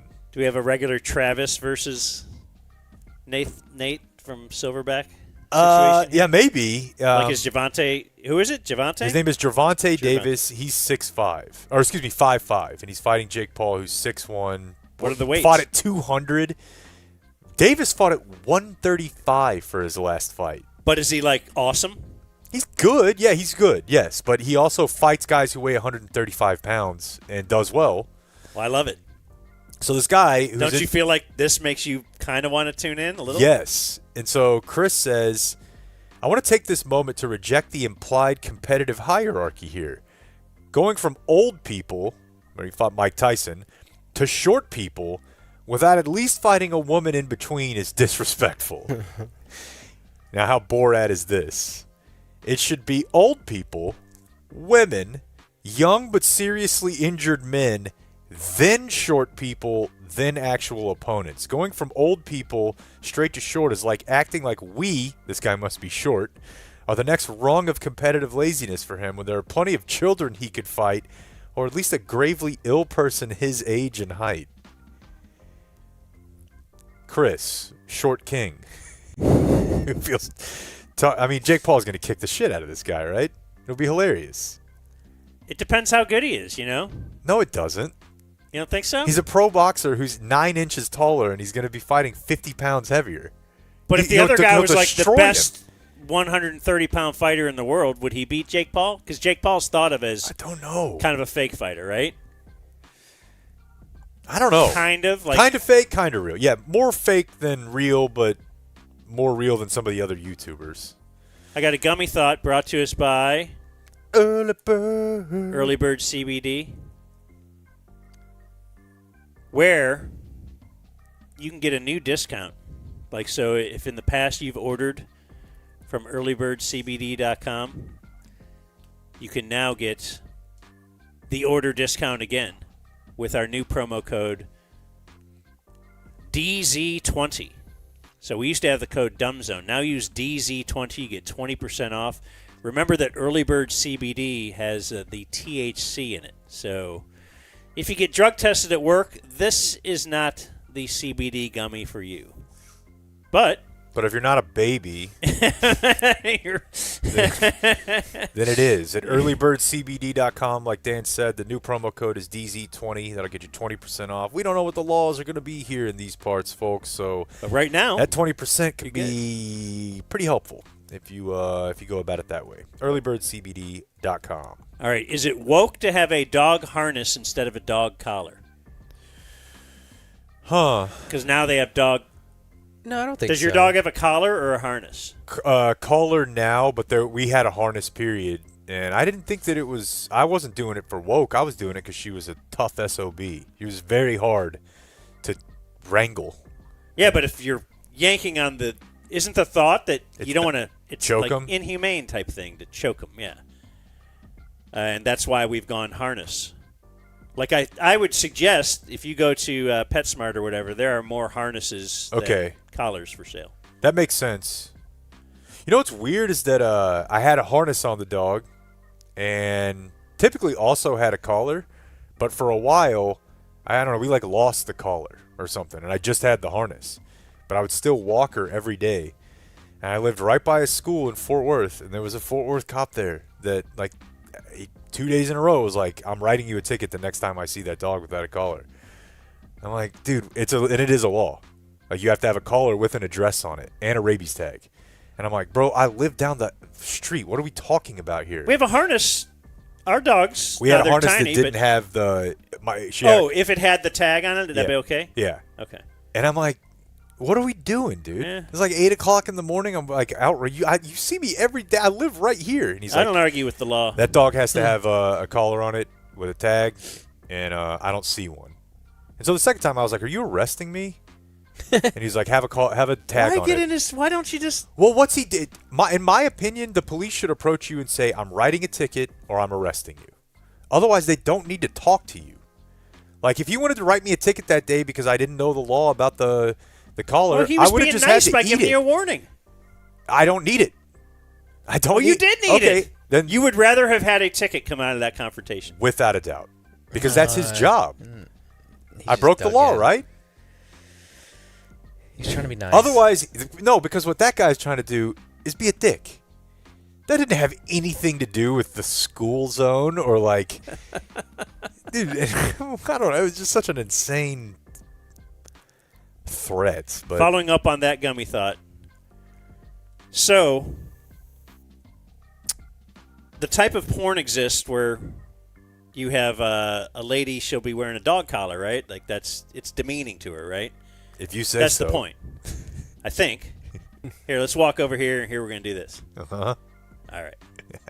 Does the type of porn exist? Like, is there woke porn where you have a harness? Because you don't want to choke her. You want to respect women. That's right. So, or is porn the one part of society that has never gone woke and never will. Like it's No, that exists. Woke porn exists? Yeah, like, there are, like, again. Like, are you asking permission? The people that we hypothetically think were upset about, like, Sydney Sweeney and eugenics, like, they make, they make it for everything, buddy. In fact, I'll tell you a effed up tale. TC was telling me yesterday that he was checking out some adult content and was in a really tough spot where he was trying to find something he had seen before but didn't remember what it was. So now you're trying to triangulate the search terms. That's a terrible spot to be in. And so he's like, I accidentally found this video. It's an entire genre of adult content on this site. He's like, it's called pedal pumping, and it's just women, like foot fetishes, usually in high heels, but sometimes just flip-flops, and it's just the camera of their floorboard, and they're just revving the engine. They're just pumping. They're just pumping like a sports car or a truck or something. There's no nudity. Like, there's nothing. This could be on YouTube. But Some dudes are just into feet, totally. Feet, and like it'll be a lady walking in like high heels, and then she'll take them off and just start revving like a Mustang. And again, it's a 10-minute video. There's no porno in it. So my point is just like, if you're a lady who looks down upon ladies, Blake just found pedal pump. Pedal So if you're pumping, a lady, pedal pumping with my silver nail polished feet. It's so Any weird. comments? Dude. Oh, there's tons. Let's see. But if you're a lady who looks down upon other ladies for taking their clothes off on the internet or something, I hate would you look comments. down upon this, or is this a good way to make money? No, I think it's all just it's eye of the beholder. Like, I think it's ridiculous. Yeah, most women do that. I mean, women don't like look at women on the news who like flaunt their appearance and say like, well, I guess they do. They tear each other down, but like they decide when they're going to be critical of women for using their appearance. I feel, and it's not super fair. Not my place either.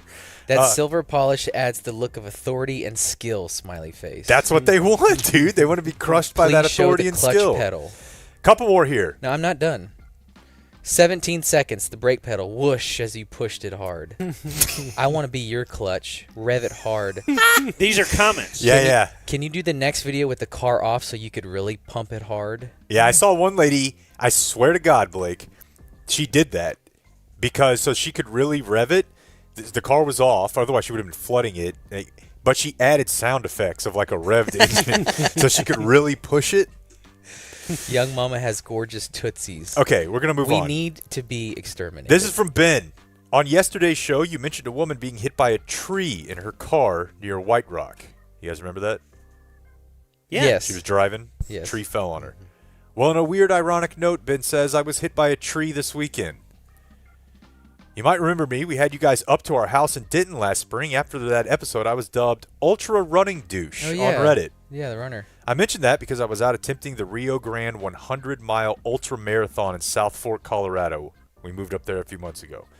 Anyway, nature calls, and I step off this 100-mile trail to poop. I take my pack off, and as I do, I hear the unmistakable sound of a tree cracking and falling. I turn around, and the effing thing smacks me to the ground and pins me for a bit. I was able to free myself, but I busted up my ribs.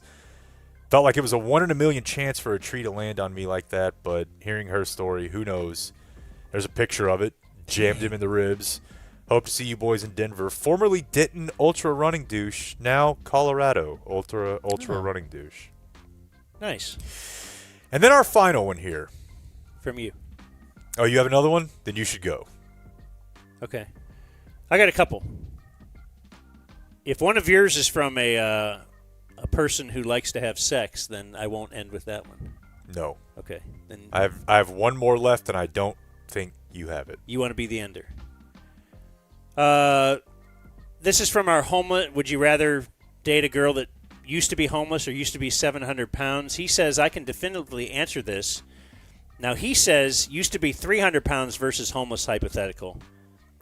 My wife is a weather presenter and model who has in her life been both 300 pounds and homeless for over a year. Fantastic. You want the woman who used to be 300 pounds without a doubt. The number of bear traps with the previously homeless hot is unbelievable. I bet, man. And if you complain about anything, you sound like a bitch. On the other hand, Yeah, I didn't you don't think of lose that much weight without having your meal prep situation locked down and perfectly organized.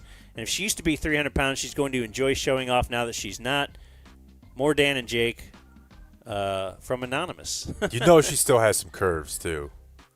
Nobody's going from 3 bills down to pencil. I think we've That's all fantastic. picked the bigger girl. Like 700 pounds is the hypothetical just because there's – Well, but you know, he's got an interesting flip on the homeless thing because I think we always thought, like, well, they'll just be so appreciative and they'll think you're really cool because you have provided them love and comfort and home. But I had not considered that she's definitely going to think you're a bitch. There's nothing you can do to make her feel like you're tough. So if you're okay being like her beta, like, what are you going to do? You're going to be like, isn't it hot out here? She's like, seriously, dude? Like, I slept lived out in here a for a year. cardboard box. Yeah. Two Oh, it's more. my friend Angelo. Very short. Derek wants to – he says we need to be able to listen to these Brandon Aubrey songs at will on some sort of streaming platform. Do we have like a thing where we post – I thought you have done this before, like a Spotify list. Or, Yeah, we have a SoundCloud. Let's upload all of them. That's a point and click. SoundCloud sucks, but Does SoundCloud suck? it's easy. It's free. It's free. Just I feel like the quality's Yeah, for audio files, like I don't know. Yeah, you know. And then, so if you have an ender, I'll give you. This is from Horny Amy. Oh. Do you remember her? We set her up with Will. Chris. Was it Chris? Will. Oh, with Will. At the generic summer event. They seem to be getting along. She says, "Hey guys, insert crude vagina euphemism. I would never. I want to update you on my sitch. The Dumb Zone setup didn't work out, so I am, quote, still out here waiting to get knocked out. Ha ha. Correct. The goal was set back when I got bulldozed by a dog at the dog park. Freak accident. I broke my ankle, dislocated my patella. Dang. Surgery a week later. The same break and the same surgeon as Dak." And then she gives the little hand with the painted nail emoji. I like that bit. That's a good one. She says, "I'm bionic and horny now. The 4th week of no weight bearing, total is 6 to 8 weeks, is driving me effing insane. Then I got COVID. Thanks, Bin Laden. I hope to make it to the Rangers game, September 10th. Hey now. That is from Amy. So if you're looking to pull some hot old wool, September 10th. She is pretty hot. Maybe you can impress her with your quart. It's a quart. I looked again yesterday. We can take a 16-ounce bag of food into the Rangers game. Jeff knows. That's actually in the copy points on the website. Fantastic. Fantastic. I'm looking at all options. Got an email from Nick. First name only. He is an epidemiologist, like a real one, not like how everyone was on Twitter for 3 or 4 years. And he works in tobacco prevention and control. Now, one thing that we miss out on here, I don't know if you have to do this at all in your line of work, Jeff. I would imagine not, but we're not conference attendees over here. Your wife have to do this much, either of you?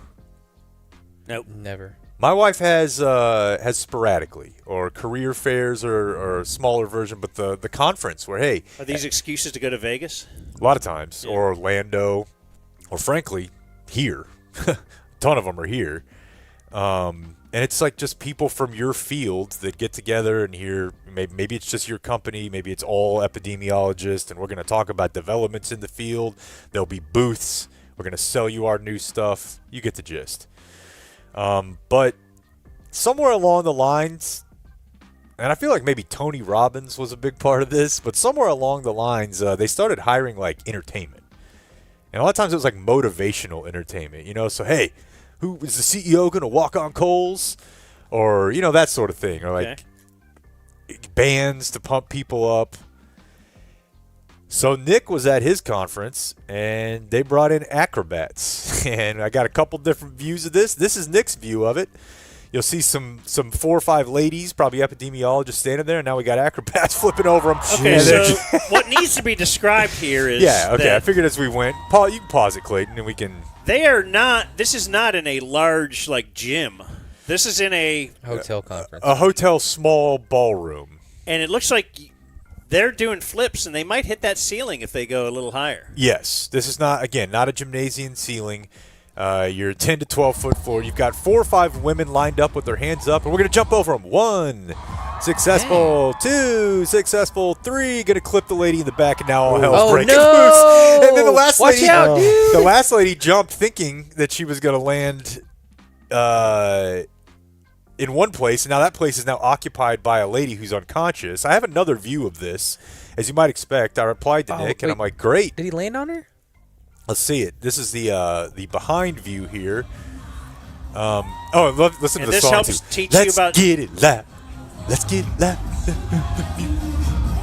This is to help your medical knowledge. Right. Just on a Tuesday afternoon. Woo! First one, success. Woo! Second one, success. 3-0. Oh, dang. Oh, no. Dang, she did land on her. Oh, no. If you know you've got that, it's that music or Who Let the Dogs Out or Mambo number 5 playing and just women in blouses. You know what's interesting is she probably volunteered to get in that line too. Yeah, you do it, Cheryl. You're the crazy one. But the person who is organizing this event, what brochure are they thumbing through to say what can we afford to get out here for? Yeah. Like, what are the options? Right. All right, mini kiss. Like we could have got a guy out who lets you hold a snake. Yeah. see what sort of guts you have. And they decide, clearly they're like, I don't know, what could go wrong with the tumblers, the gymnastics team. And then now you're on that gymnastics team. Let's interview you about your beaten life. So you're at a conference last week. Where are these all failed Vegas acts, and they kind of already just are in Vegas? Maybe doing the minor league or the G League halftime circuit and TCU women's basketball halftime or something. And Nick said, I panicked and stopped filming. She walked out with assistants, but they did keep the show going afterward. Got to. That's the epidemiologist. Just like when Janice passed out. That's right. Were you at that meeting? I was. Do you know about that, Blake? No. This is when Cumulus bought the ticket from Susquehanna. Okay. So No, I was not at that meeting, but I know what you're talking about. This might be Janet from 05 HR, or 07 or something, a long time ago. Hey, no. Janice? Anyway. She was HR lady, which you're allowed to say, hey now, right now. So Janice was the HR lady, and one of the Dickies, whoever bought the guy that was at the front of the Cumulus, R.A. Dickey was up there talking. And he was in the middle of a thing. This was exactly out of the show The Office. He's in the middle of this thing about how this company is not a company. It's a family. And we don't treat, we consider ourselves a family that happens to have some radio stations. Okay. Blah, blah, blah, blah, blah. And so I'm standing near the back of the room, near the door. And Janice, the HR lady, was, 10 closer to him than I was. Anyway, we're all kind of in the back of the room. Well, Janice apparently did something that they warned you about when you're a kid, and I never knew if it was real. But she stood with her legs locked. Mm-hmm. Apparently, because she passed out, as he's saying this, how we're a family and not a corporation. We don't even know, money, where? What? I don't, I just, all that. She topples on the floor. Now, R.A. Dickey is way at the front of the room with Dan Bennett and the bigwigs. But now they can see there's some commotion going on at the back. There's a couple people rushing to Janice and and she kind of is groggy, and they kind of got her. And Dickie is looking back there like, what's going on? And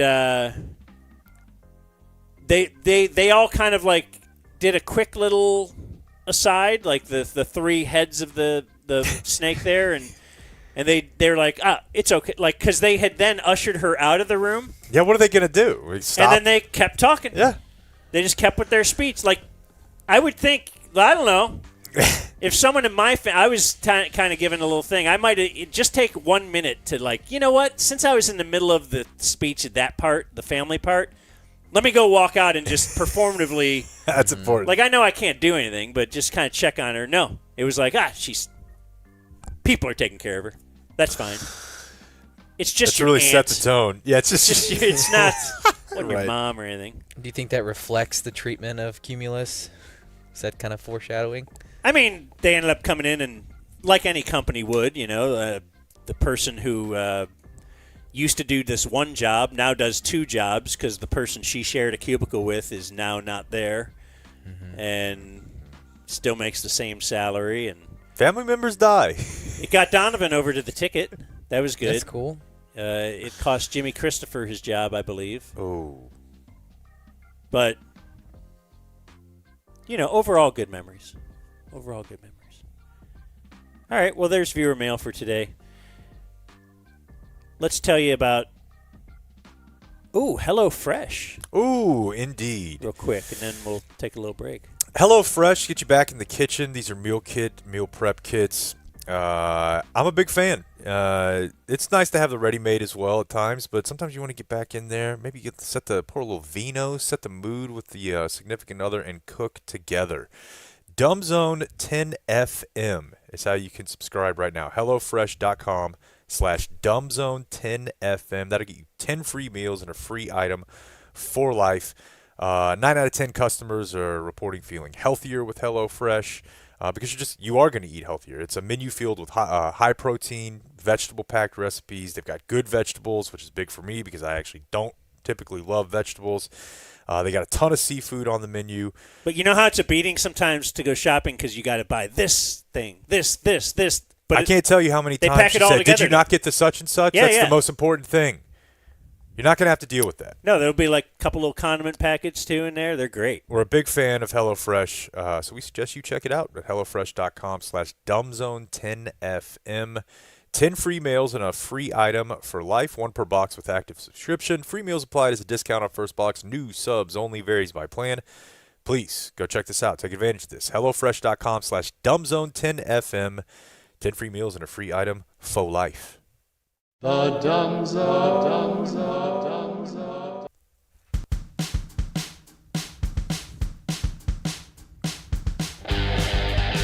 You're listening to The Dumb Zone.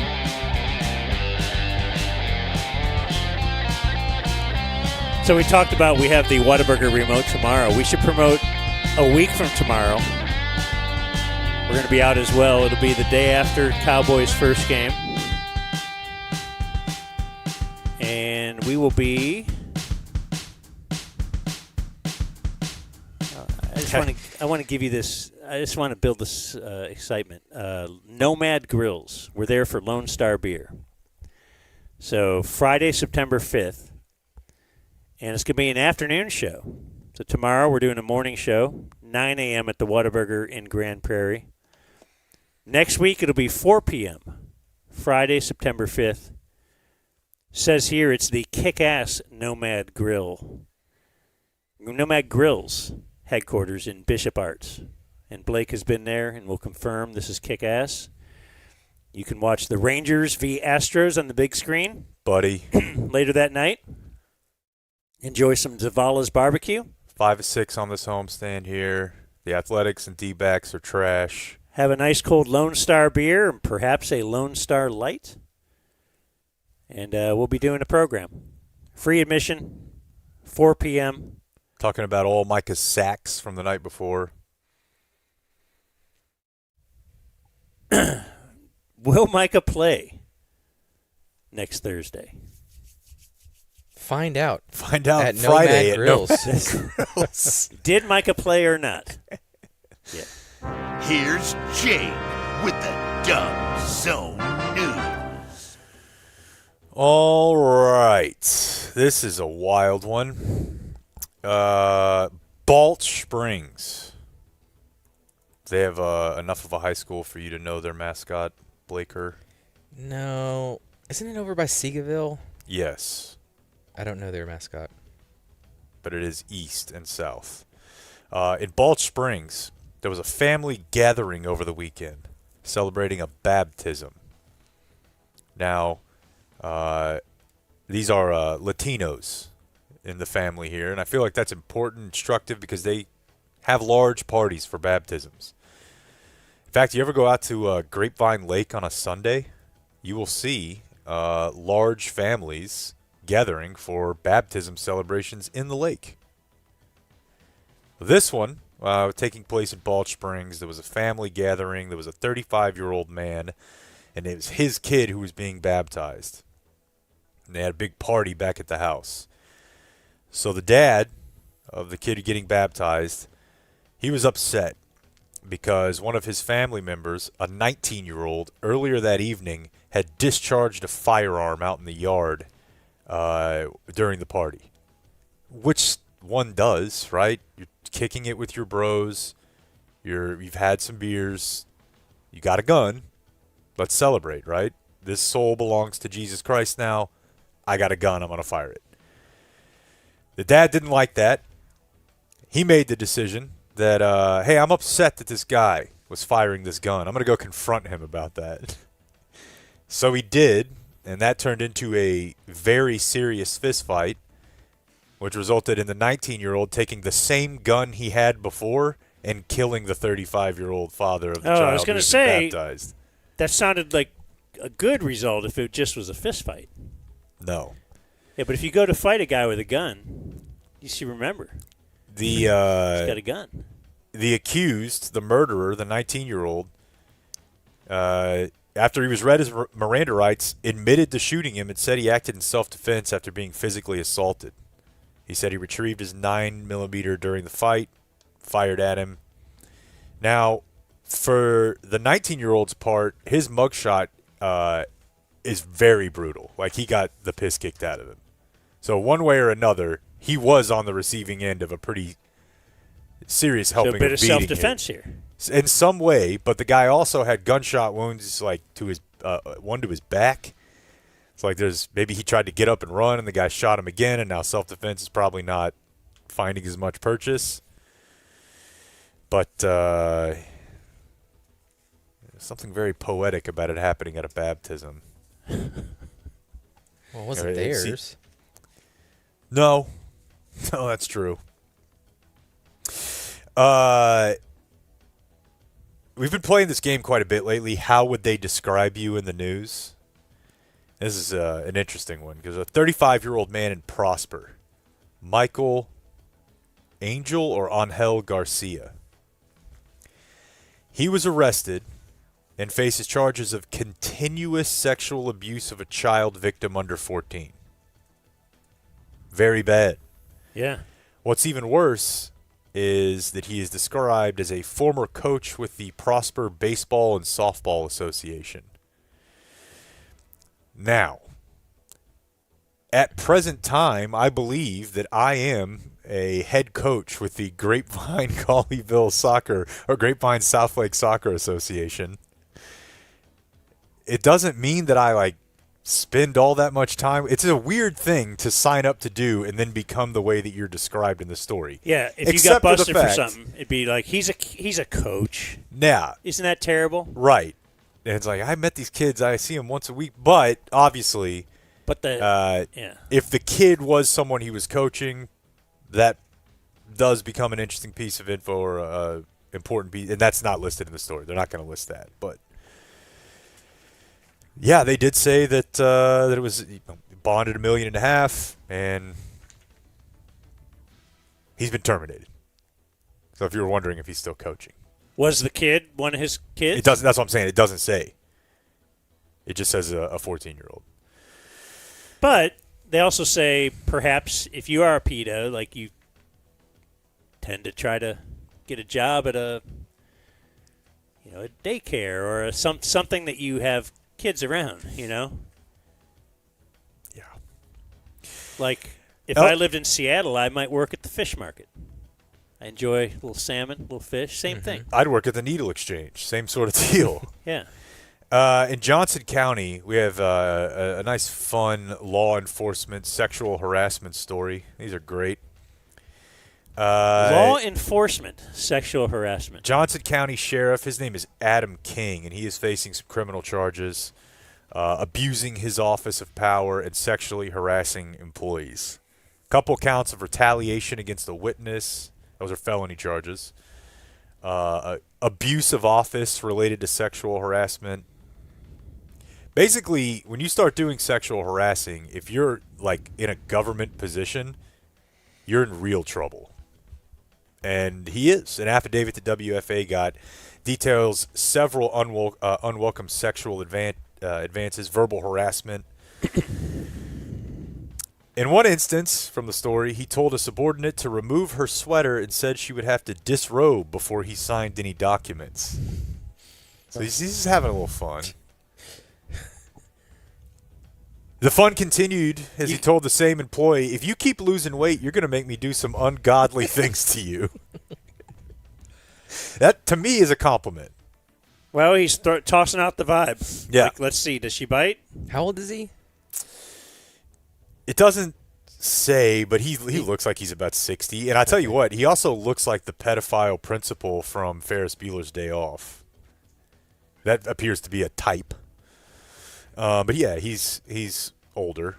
That same employee that he said, hey, you keep losing weight, we'll see what happens. He continued, on a day she wore white slacks to work, which I think 5 of 5 guys in here would tell you is pretty hot.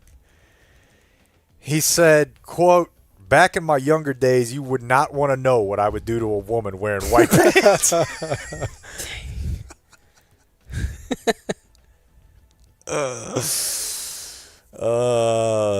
Let's see. Another instance where he told a female employee who had entered his office to back up so he could take a look at those feet. He then proceeded to stare at the subordinate's feet in silence for several moments. He would give So she did it. She did it. Say, all right. Maybe here's why. He would give special privies to married women who spent time with him, specifically. Take him to lunch, buy him jewelry. He would also take female subordinates into his office for one-on-one closed-door meetings, which lasted for hours. And where is this? What city? Balch Springs. Is that what I said? No, that was the other it's story. Johnson County. It's like Cleburne, kind of southeast of here. Not that far away, actually. Well, actually, it's south. Yeah. So I compliment a girl's feet, and then all of a sudden I'm harassing her. I want to have a performance review because I care so much about her career that takes several hours, and I'm a bad guy. Complimenting her weight loss. Motivating my employees. Her All of a white sudden, slacks I'm look great. a huge jerk. Giving her a little history lesson on, like, what if you were wearing that when I was 20? Things would have been different. Yeah. He's just trying to help. Camera crews captured him leaving the courthouse. They say he cannot communicate with the victims because that apparently has already been a problem. He was elected to the position in 2016 and in 2024. And before his tenure in Johnson County, he worked as the commander for the South Texas Officers and Prosecutors Human Trafficking Task Force. Which, this doesn't invalidate that work. He wasn't trafficking any of these women. He was... dude, again, speaking of things we know nothing about, like, I'm not saying my wife had it bad, but the stories she would tell me, and friends in other jobs, like, we do not understand fully what going to work as a woman, especially if you're like, I don't know, probably it doesn't matter if you're attractive or not. Like, somebody's going to find a way to creep on you if they're a creep. And now you got to, like, avoid their desk. You got to not sit by them at dinners. You have to make sure that you don't get booked in the same car with them on trips. Like, this stuff happens. Make sure you don't drive them to the golf tournament because you know they get way too out of control at that. Like, the list of things I ever thought about, if I had found out that, like, one of the older HR ladies or something was, like, hey, you don't know what I would have done to you back in the day. I would have been like, we will find out now. Call her bluff. Yeah. I don't want to go super long today. Is there anything else we want to get to here? Oh, this is a weird one. We've been reporting on some of these new laws. New law, new rules. And one of them signed by 2 Dallas County lawmakers, one of them Royce West, who's a big swing in D. They have led a charge to create a new law plugging loopholes in one very easy-to-do crime. This is home title theft, which I've never really heard about, but upon further review seems like the most frustrating thing you could ever possibly deal with. So obviously there's like your identity stolen, you got to call your credit card company, cancel the credit cards, etc. This is a case where typically the victim finds out when they go to sell the home. And they find out they don't own the property because someone has forged transfer papers or a name or notary seal, taken their name off the title, replaced it with theirs. Now, what does that mean? Usually it means the person who has done that has now taken out a loan using the equity in that person's home as collateral, and they are now on the hook for that loan. Apparently there's another way to do it, which is something called a mechanic's lien, which is if a contractor thinks that they did work on your house and you didn't pay them for it, they can apply and get a mechanic lien taken on that property, like saying they have a lien to that deed. And then when it comes up for sale, the seller learns that. And there's no court proceeding to determine whether they're telling the truth or not on that? So apparently one thing that they've tried to do, they have a sign-up thing. How do they say it? Your county clerk's website has a sign-up button for property fraud. But, like, who's doing that? If they don't enter it, if you don't enter it into this website, like to have it looked extra for fraud, then no, they won't catch it. Or they might not. But I'm saying, and this is probably why I... No, but me too. I paid Community Mechanical right away. But you're saying Community Mechanical comes in, they do some work for me, they say I didn't pay, and I don't even know that they said that, and that they just can tell this governing board, hey, they didn't pay me. They could be lying. Yeah, I don't know the process, but it does say that sounds fraudulent. It is uncommon. So wait, these people would lie? Up and down to your face. Unbelievable. It says that the most common thing is you find out when you're trying to sell your house. Yeah. About either type of lien. So this happened to my parents. Did it? Yeah, we bought a house down on Lake Cedar Creek, and the people who sold it to them, we did the whole process, and then somebody filed a complaint and like a lawsuit against the house, saying that they held the title. So my stepdad had to go to court and do all this stuff to prove that the transfer of ownership was from the original owner to him.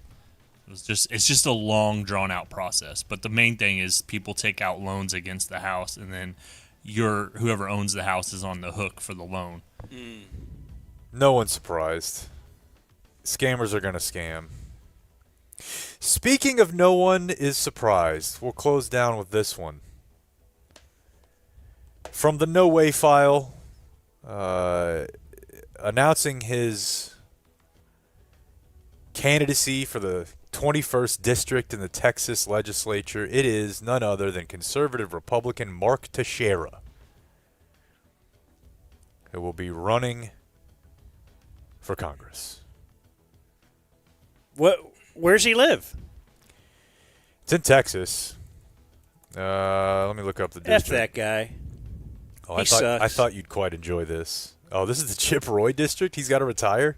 Damn, I did not know that. Why do you hate him? Chip Roy sucks. Mark Teixeira's a effing asshole, dude. You don't need to be... Just listen to that interview. That's how he is. What interview? What interview? The one with me? you. Yeah. Okay, well, That's I don't why know. I'm asking. What- Maybe Blake doesn't know or whatever, but this was real early, right?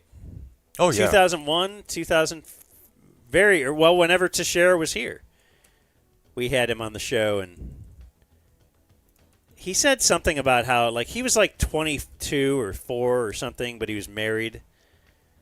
And I said something of how he had divorce to look forward to. You know, something hilarious. Uh-huh. Something that I would say. And then he got all, I don't know, that's not very funny. And then Bob, again, it was early Bob and Dan, he's like, oh, I'm sorry, Mark, that wasn't funny. Like, I'm like, come on, man. But, and then, so Josh Lewin, was buddies with all the players. Or he said, look, I think it was a misunderstanding. He's actually a good guy. Why don't you go meet him in the clubhouse and you guys can, bury the hatchet or whatever. So I did go meet him in the clubhouse. And I basically told him that I was sorry that he took my funny joke the wrong way. How do we think that was going to go? And he got even madder at me because he's like, I thought you were here to apologize. I'm like, what? I was just told that we were going to start talking, and then it was a thing. And I didn't get that on tape, unfortunately, because it was supposed to be like just an off-air, hey, we're all cool. But if I knew he was going to do that, like not react to my false apology in the way I wanted him to, I probably would have rolled. But yeah, he's a douche, and he was a douche forcing his way, making sure he got out of here. He was a douche. Whatever. He's unfortunately also very good at television. Is he? Yeah. So I'm not surprised. Good-looking dude. Good-looking dude. Definitely. Still married, though, right? I mean, I would have heard. Yeah, yeah. That's a good point. Somebody would have sent me it if he that's a good point. was not married. But, yeah, I don't think anybody's surprised. He definitely seems like a guy who was constantly in the clubhouse bitching about how the country's going to hell in a handbasket. That feels like a baseball thing. While making $40 million. Yeah. That's what I want to do. There's your news. Tight. 18.5. Boom. We're on schedule. All right. The Dumb Zone. Celebrate Jake. Like hey, buddy. and subscribe. Try to keep that 3 hour out of your inbox. Celebrate Jake for missing the big story of the Chip day. Royce sucks. The guy's replacing anyways. Jake missed the big story of the day. He's ignoring it. The cyclist? What are you running from? ESPN replacing Doris Burke on NBA Finals broadcast team. Oh no! Demoted. They have promoted Tim Legler. Legs is great. Is he good at games? I think so. You thinking just SVP? Good? Like post-game podcast? Well, I know Legler knows his stuff, and I enjoy him on his hits. I don't recall hearing him on a game. Unless I'm just Reddick was great. We lost Reddick, obviously. Doris has been slipping, man. I don't know. It's just my personal opinion, but I think she's great. But the last few years, she's kind of seemed less locked into me. Today in history will be brought to you by the Ultimate Outdoor Performance Shirt for Men. Dude. Who knows what that is? Poncho! I placed a second poncho order a couple days ago.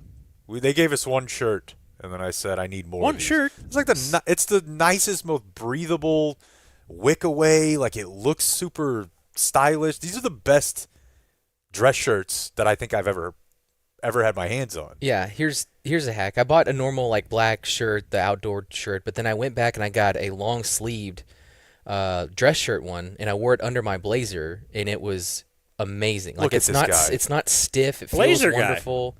Can I wear a blazer in the booth? National broadcast. You're wearing a poncho shirt while doing the Cowboys. Yeah. And National Radio Network. It was great. Network. The first week I was real buttoned up. I had a real stiff white shirt on, but the poncho was breathable. So wait, the first week they got beat. Drilled. And then they won the game when you were wearing the poncho Ponchos shirt. 1-0. Okay. Did you get a sunburn while you were wearing that shirt? No, you didn't, because it's got 50 SPF sunscreen protection built into the fabric. Whoa. Wow. Unbelievable. You wear the thing on your head if you want. But the most important thing is that you go to ponchooutdoors.com/dumbzone for 10% off your first order. That is PONCHO outdoors.com/dumbzone for OUTD. $10 off and free shipping. Try one out. They have a ton of great styles. They got Western looking shirts, denim, the ultralight ones. That's what I got. Short or long sleeve, regular, slim, stylish with ponchooutdoors.com/dumbzone. Do they have one of those shirts with the, like football players would wear at practice with the holes in them, and then you cut it off so you can see your belly? A shimmel? What do they call those? I mean, the mesh. What is it? A shimmy. I mean, it depends the on what you're talking practice jersey, about. yeah. The holes are the mesh, but if like Zeke would wear a shirt like that. Mm-hmm. I want one of those. Can I just cut my poncho shirt in half? Yes. Because I want to show off my belly. They don't call it a belly though. A shimmel shirt. Shimmel? A shimmy shirt. Shimmel shirt is the half cut off shirt for football. Now, if you want to put mesh in it, do your thing. Do your thing. All right, so dude, someone should bring back like an edge. Bring back the full shimmel. Can you do it in a game? You can't, right? No. Okay. It is Woke. Thursday, August 28th. That is woke. Let's see. Just a limited amount of viewer mail birthdays today. We have... Hello, Dan, the Whisker Biscuit fan. Please wish my little bro Keith Stevens happy birthday. He is down under in Brisbane, Australia. He is turning 52. He's in the establish the run phase of life. He's a proud member of the Beehive. The pod has been a great influence on him. Last time he came home, he was drinking Lone Star beer and got me early bird for Christmas. Dang. What a guy. Yeah. I want to buy that now for Christmas, just in case you can't get it in December. Obviously, his leader is Blake. Obviously. Mine is Jake passive-aggressively telling his wife he's going to start drinking again if she doesn't overnight him his fruity vape. I forgot you said that. Just kidding, dude. I love me some Geek Bar, too. That's funny. China. Keep on cranking it. Geek Bar's coming back. Legalize it from Wes Stevens. That's a solid A email there. We have some today in history on this date, 1963. It is the Reverend Martin Luther King Jr., the King's I Have a Dream speech in front of the Lincoln Memorial in Washington, D.C. When was our last... that's probably a bad question because I do remember Obama, but like when was our last good speech? On this, we're just going to let that people think. Don't know. I mean, we do them on Today in History occasionally, but I hadn't heard one in a long time. Maybe how about them Cowboys? On this day in the year 2000, Sergio Garcia defeated Tiger Woods in the Battle at Bighorn. Donovan. The night golf thingy they put on prime time. It was awesome. I bet you were so overhyping the S. So into it. I think I watched it in... Oxnard. Were we in Wichita Falls that time? The year 2000? Famous wedding on this date. One, in 2007, Different Strokes actor Gary Coleman, whose catchphrase was... What are you talking about, Willis? That's right. He was 40. He married actress Shannon Price. She was 22. And went to Wikipedia. There's a little controversy about his death. Maybe Shannon Price is involved. Family's really not sure what's her bits. But she somehow has the hooks in the fortune of Gary Coleman, whatever that is. It's got to be something. We like it. And on this day, August 28th in Dumb Zone history. We've only done one show on this day. It was back in 2020, and we had a less than focused Mike Reiner filling in for Jake, so we don't really have anything.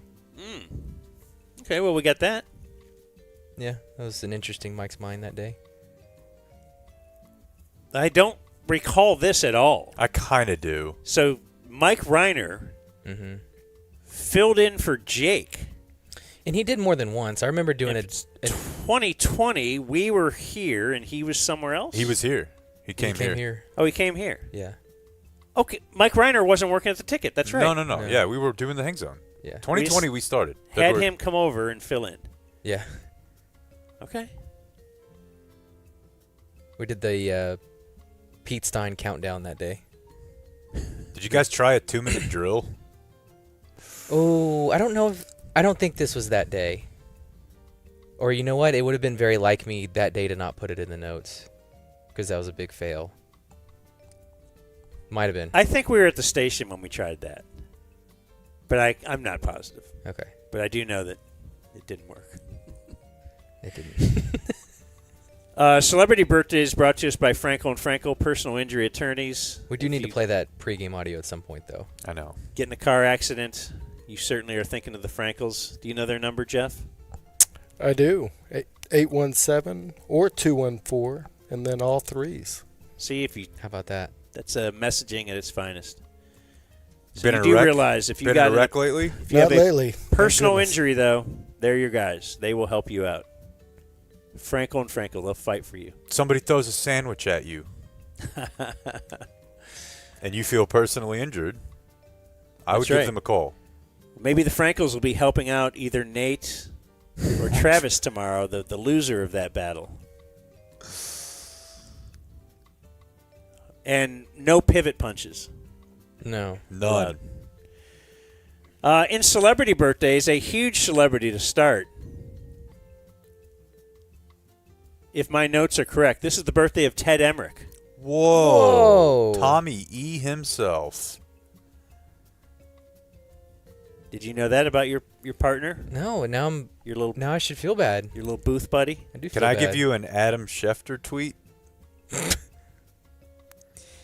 Several teams have spoken to the Dallas Cowboys about a potential Micah Parsons trade, and for the first time, the Cowboys appear willing to at least listen. Sources tell me, Todd Archer, and Dan Graziano. That's the NFC East guy. All right, what do we want? This is a long story, too. It ends with, if Parsons does not begin to practice despite being cleared, it is possible the Cowboys could consider that to be conduct detrimental to the team and fine or suspend him, opening up more CBA-related issues between the two sides. Because, again, recall, Just effing play, they Micah. already have one, the grievance over his franchise tag filed. I thought Shoddy had this all taken care of. I was told that they talked and he was going to be practicing. So he's getting this second MRI. He met with. I mean, how many dinners does Shoddy have to have with him before he falls in line? Because that's what we were told. Hey, we had Coach, just calling you to say goodnight. Where's the goodnight call? You know what's funny about that is he said he kind of hinted that he tried to call Jerry. Micah did? Yeah, he's like, what did you call Jerry? He's like, how do you know I didn't? All right. This is awesome. Other than Ted Emmerich, Pierre Turgeon is 56. Islander? Or what? He was a star. What else? Oh, I don't know. Where was he like? Former Cowboy Yeah, Jay Ratliff is 44. Former Cowboy Luke Gifford is 30. Jay Ratliff, I believe, got in an accident on the what I used to call the Cowboy Corridor. They would all get DUIs on the 114 exchange coming through like Las Colinas, Irving. Like, dude, that's where Terry Glenn died. That's where, like, roughly the Josh Brent thing was going on. Jay Ratliff got one when his F-150 hit an 18-wheeler in the guardrail. Charlie Fry, 44. I know I vowed to learn the quarterbacks of the Browns, but I haven't done it. Lou Piniella, 82. Ron Guidry, 75. Catcher, or what was his bid? He was a pitcher. Lou Piniella, Roseanne. Damn, that's I think a good Lou one. Piniella is a Roseanne. That is a good one. They don't make them like that They anymore. don't. Olympic swimmer Janet Evans is 54. Why? There's something. I thought she was famous enough to mention, but she also got really mad at me in Dayton. Oh, okay. But you work at a SeaWorld? No, she was being interviewed on the air at the time of the Olympic bombing, the Atlanta Olympic bombing. And then she kind of freaked out and ran, and then I brought that up and was talking to her about it, and apparently she got bent out of shape. And her publicist, called to complain to our PD and all this stuff. And that was like right before I would end up getting the job in Dallas and moving to Dallas.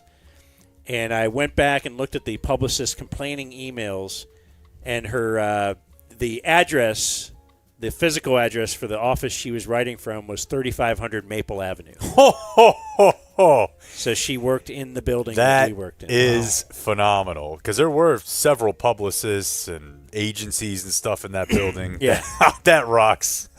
I bet you had at least a little tinkle. I thought it was cool. Jennifer Coolidge is 63. Absolutely would throw both legs on it. Yeah. How old? 63. She's Stifler's mom, and she's in that. And she always will be. White Lotus. I thought she was older. She does feel older. Yeah. Luis Guzman is 68. You'd know him if you saw him. He's the one Hispanic actor everybody knows. Dude, he was in he's Boogie Nights. Carlito's Way, man. Shania Twain, 60. You Carlito's Way guy? No, never saw it. Don't know what it is. Do I need to see it? You, Blake? Dude. Nope. Clayton's on it. Shania It's Twain, Brian 60. De Palma movie. Leanne Rimes, 43. Al Pacino, Sean Penn. Armie Hammer, 39. You ever watch that, Doc? A little bit of it. My wife's tried to tell me about it, but I don't know. Yeah, I watched the whole thing. I don't know. He's eating people, or was he not? They wanted him to eat them. Yeah, I think he was kind of seems like a Trevor Bauer type situation. Just messed up. No, he just likes beating his women, but they kind of were into it, at least pretending to be into it, and then. I had a really hard time with his name my whole life. Yes. And he is Armand Hammer's grandson. Yeah. He went to Highland Park, too. Or Sonny something. Schroyer is 90. That is Enos from Dukes of Hazzard, if you've ever watched Dukes of Hazzard. The real Joe Kenda is 78. Wow. Oh, wow. What a run he's had. Elena Thompson is 20. That's right. Honey Boo Boo. I was going to say 11. Really? Honey Boo Boos. Don't get that excited. I didn't know she's that old. What's her name? Alana Thompson. What do you mean don't get that excited? Have you done some recon? Oh. Well, I'm just saying. She looks like her mom's before picture. And our Dumb Zone birthday of the day will be Jack Black. Is 56. Bad guy. What? Yeah, fuck him. Oh, no. Dude, the way he did KG for KG stepped out and made a little political statement, but KG's KG. Just let your boy ride. You don't have to support it, but you definitely don't have to come out and be like, I definitely do not condone what Kyle said about President Trump. Just don't say anything. Not needed. And guess who stopped? Guess who hasn't been working since then? Kyle Gass. Awesome, dude. Sick move. I think he's a good dude, and that reminds me, the Dumb Zone and me in particular, I do not condone what Jake has been saying over there on IJB about our former place of business. Yeah. I state your piece totally from all of that. Yeah, state your piece on the whole. Your piece on the whole. Bob and Dan would have never made it if Cat was our first PD. I'm just saying how great Bruce was. Damn it. He's so freaking ready for every attack. I'm not putting anyone else. The point is that Jack Black. That was an uncool move. He's great. I don't know why he needed to do that. You're still going to be fine, man. Born on the State, probably Now not Dead. so much. Who cares? Dead on the State, Still Dead. Chadwick Boseman. So when the Cowboys just get a second from Green Bay, That was today in history. will you start drinking again? No, they have 4/4. Because they're going to say, look, we're saving a lot of money by not paying Micah. We can get 3 players for that price. Right. And now the headache is gone. The podcast is gone. They will not get more than one first. They might not even get a first. What if you make it Micah and Dak? Okay. 4? For Jordan Love. He's a lot cheaper than Dak. And 2 firsts. Closing remarks today are brought to you by Jeff. And Community Mechanical, because that's who... And Travis. Mechanical. Who are we kidding? He's getting traded to Philly anyway. And Travis. Actually, I got an email that said, Hola, Donkey Punch Dan. Good. Although I'm no Brandon Aubrey, I was saved by the greatness of Travis Gafford, Tanya, and the Community Mechanical team. My AC went out. I was literally 1,000,000 degrees in my master bedroom. My regular Literally. AC company, Primary. I called them, and they said it would take 5 days to come out and diagnose the problem. Then they said I need a whole new system. So I said, F it. I called Community Mechanical, explained my dilemma. I played big shot, saying I know Dan McDowell, hoping that would help. They said, we treat everyone like they're Dan McDowell. Community Mechanical actually found a part that was supposedly unavailable. They fixed my unit for a fraction of the other company's quote, and my bedroom is back to a frosty 69 degrees. This is from Day One DeeZ Adam Romo. Wow. The big wigs. He also supports Community Mechanical, as does Jeff. What's your bit, Jeff?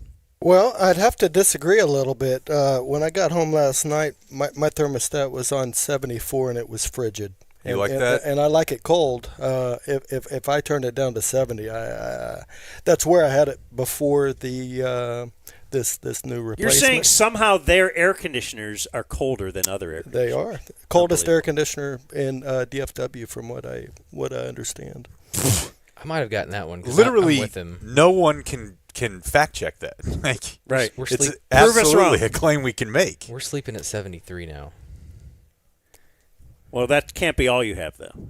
No. I did bring some gifts. Wow. Yeah. Let's break the ice with some gifts, if that's okay. Jake, we're going to do you last, if that's okay. Sure. Blake? Sweet. Jeff, are you care if I share what you shared with me in the break? Oh, for sure. Jeff is 11 years sobes. 11 years. And he was 39. Yep. Whoa, the parallels. I could be this hot at 50. Oh, you're already there. You started You're already with there. the game day men's health, Stop bro. it. Yeah. Stop it. Do we want to talk? Got old Benny, his first moose. Nice. Nice Let's, Benny stuffed animal. Let's teach him well with that. I got it. Oh, this is great. One day This is great. I hope one day it you'll be fits. moosing, bro. What, you just got me here? Yes, sir. You have to wear that tomorrow. I know they probably want I left the tag on just in Wobb's case. gear, but but that's a female body inspector right there, bud. A nice FBI shirt. you've been talking about that for a long time, so I hope it fits. Dan can put that in his Harbaugh closet of just FBI shirts that every thing. day. Oh, sorry. That's awesome. Jake, you're probably a little too young for that. We've had that around since we were in Jake is not too young. No, I remember. grade school. Sure. Yeah. Spencer's. They probably still They do. rock those. And this one's for you. Okay. And we have your official. It is the year of the dill. It's a So it's dildo. we have the Dumb deal. the dumb zone dill. It's a dildo. Yeah. And do you You throw it on the court. Well, you throw it on the court, but I figured since when you were breaking news that we signed Paige Buchers, I think you first started off with saying you deserve that. So there's an on button, so somehow this thing powers up. Uh-oh. I will figure that out. I should have put batteries. I'm Thanks. sorry. We'll just leave that right there for the rest of the show. Stick it on your wall behind you. Yeah, why not? Jeff has a very interesting job that I wanted to at least hear a little bit about. I do. I work at the ballpark. I will not say who I work with just because of the gift that I just gave, but I take care of some suites at the ballpark. I started off 5 years ago and was taking care of 7 field suites, which is technically 36 inches below field level surface. Really, really cool. I don't know if you guys have been down to the Lexus Club and seen the Not when there's there, a but game actually taking place, but we've been down there during like Jared's thing. I want to sit there so bad. It's obnoxious It is, to look at, but it's an incredible view. I don't think you'll find anything else like that in baseball. And this year, I'm actually up a level and taking care of 5 founder suites, which has been a nice move. Have you met Bud Selig? Have not met Bud. Is he still alive? No, but I mean, I figure he's not the commissioner. I know, but he's probably been. Oh, dead. you said only 5 years. Yeah. He's like 90 or I used to build restaurants before this. I was a managing partner, general manager for. I did it for a little over 2 decades and got burnt out, and here I am. That's cool. What I'm about loving it. W? Does W ever come around? W does come around quite a bit. As a matter of fact, I think he's been there 5 or 6 times this season. Who's the most famous person you've seen in there? Him, probably? Probably him. Yeah. Let's see. The Hardline? I know they did. They did Sweet Nights. Yeah, I did see the Hardline yesterday. I've seen Dirk. I've seen Patrick Mahomes. Jake knows him. Clyde, Kelsey Warren, who is Clyde Warren's Park. It's named after Clyde, who is the son of Kelsey Warren. So power players. Power players. Billionaire. Yeah. Can we give you a card or something? What if we need? If there's one thing we are lacking in big time, it's knowing rich people. All the other shows that you hear out here, they know a lot of rich people. They golf. Mm-hmm. We don't know anybody. I think you do. We know the common man. Right, but I don't want to know W. Well, you seem like a real peach of a dude, Jeff. Do you have anything else you'd like to add? Any criticisms of the show today, perhaps? No. I've been a big fan actually since '94. I know you guys weren't around in '94, but Dan, you were a nice addition, and I would obviously wake and bake. And during those days, I loved your chemistry, Jake and Dan, and I'm glad you guys are doing your own thing, and congratulations, Blake. This is the year of Blake. Dude, Thank we haven't. you. I don't know if we've really said it yet, but it's clear. Well, yeah, kid, boy, new job, not just kid, boy, and a real kid. Like you don't have one of the fake ones like we got. A job that seemingly means he'll probably have a job when this thing folds, right? So it's tough to deny. He made the All-Star game. I really don't like it. Remember 'cause that? I've not wanted to give up the year of Dan. Kevin James is in an action movie. Mm-hmm. Angelo has a podcast. That's right.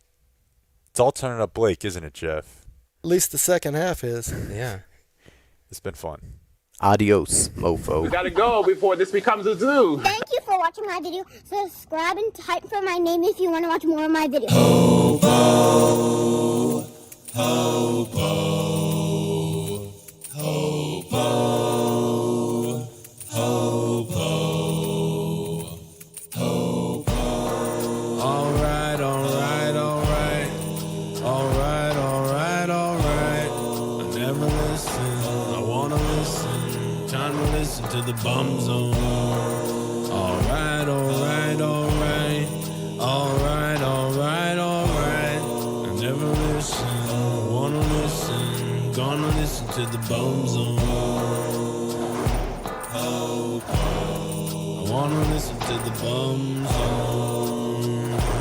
Oh, oh. We wanna listen to the bum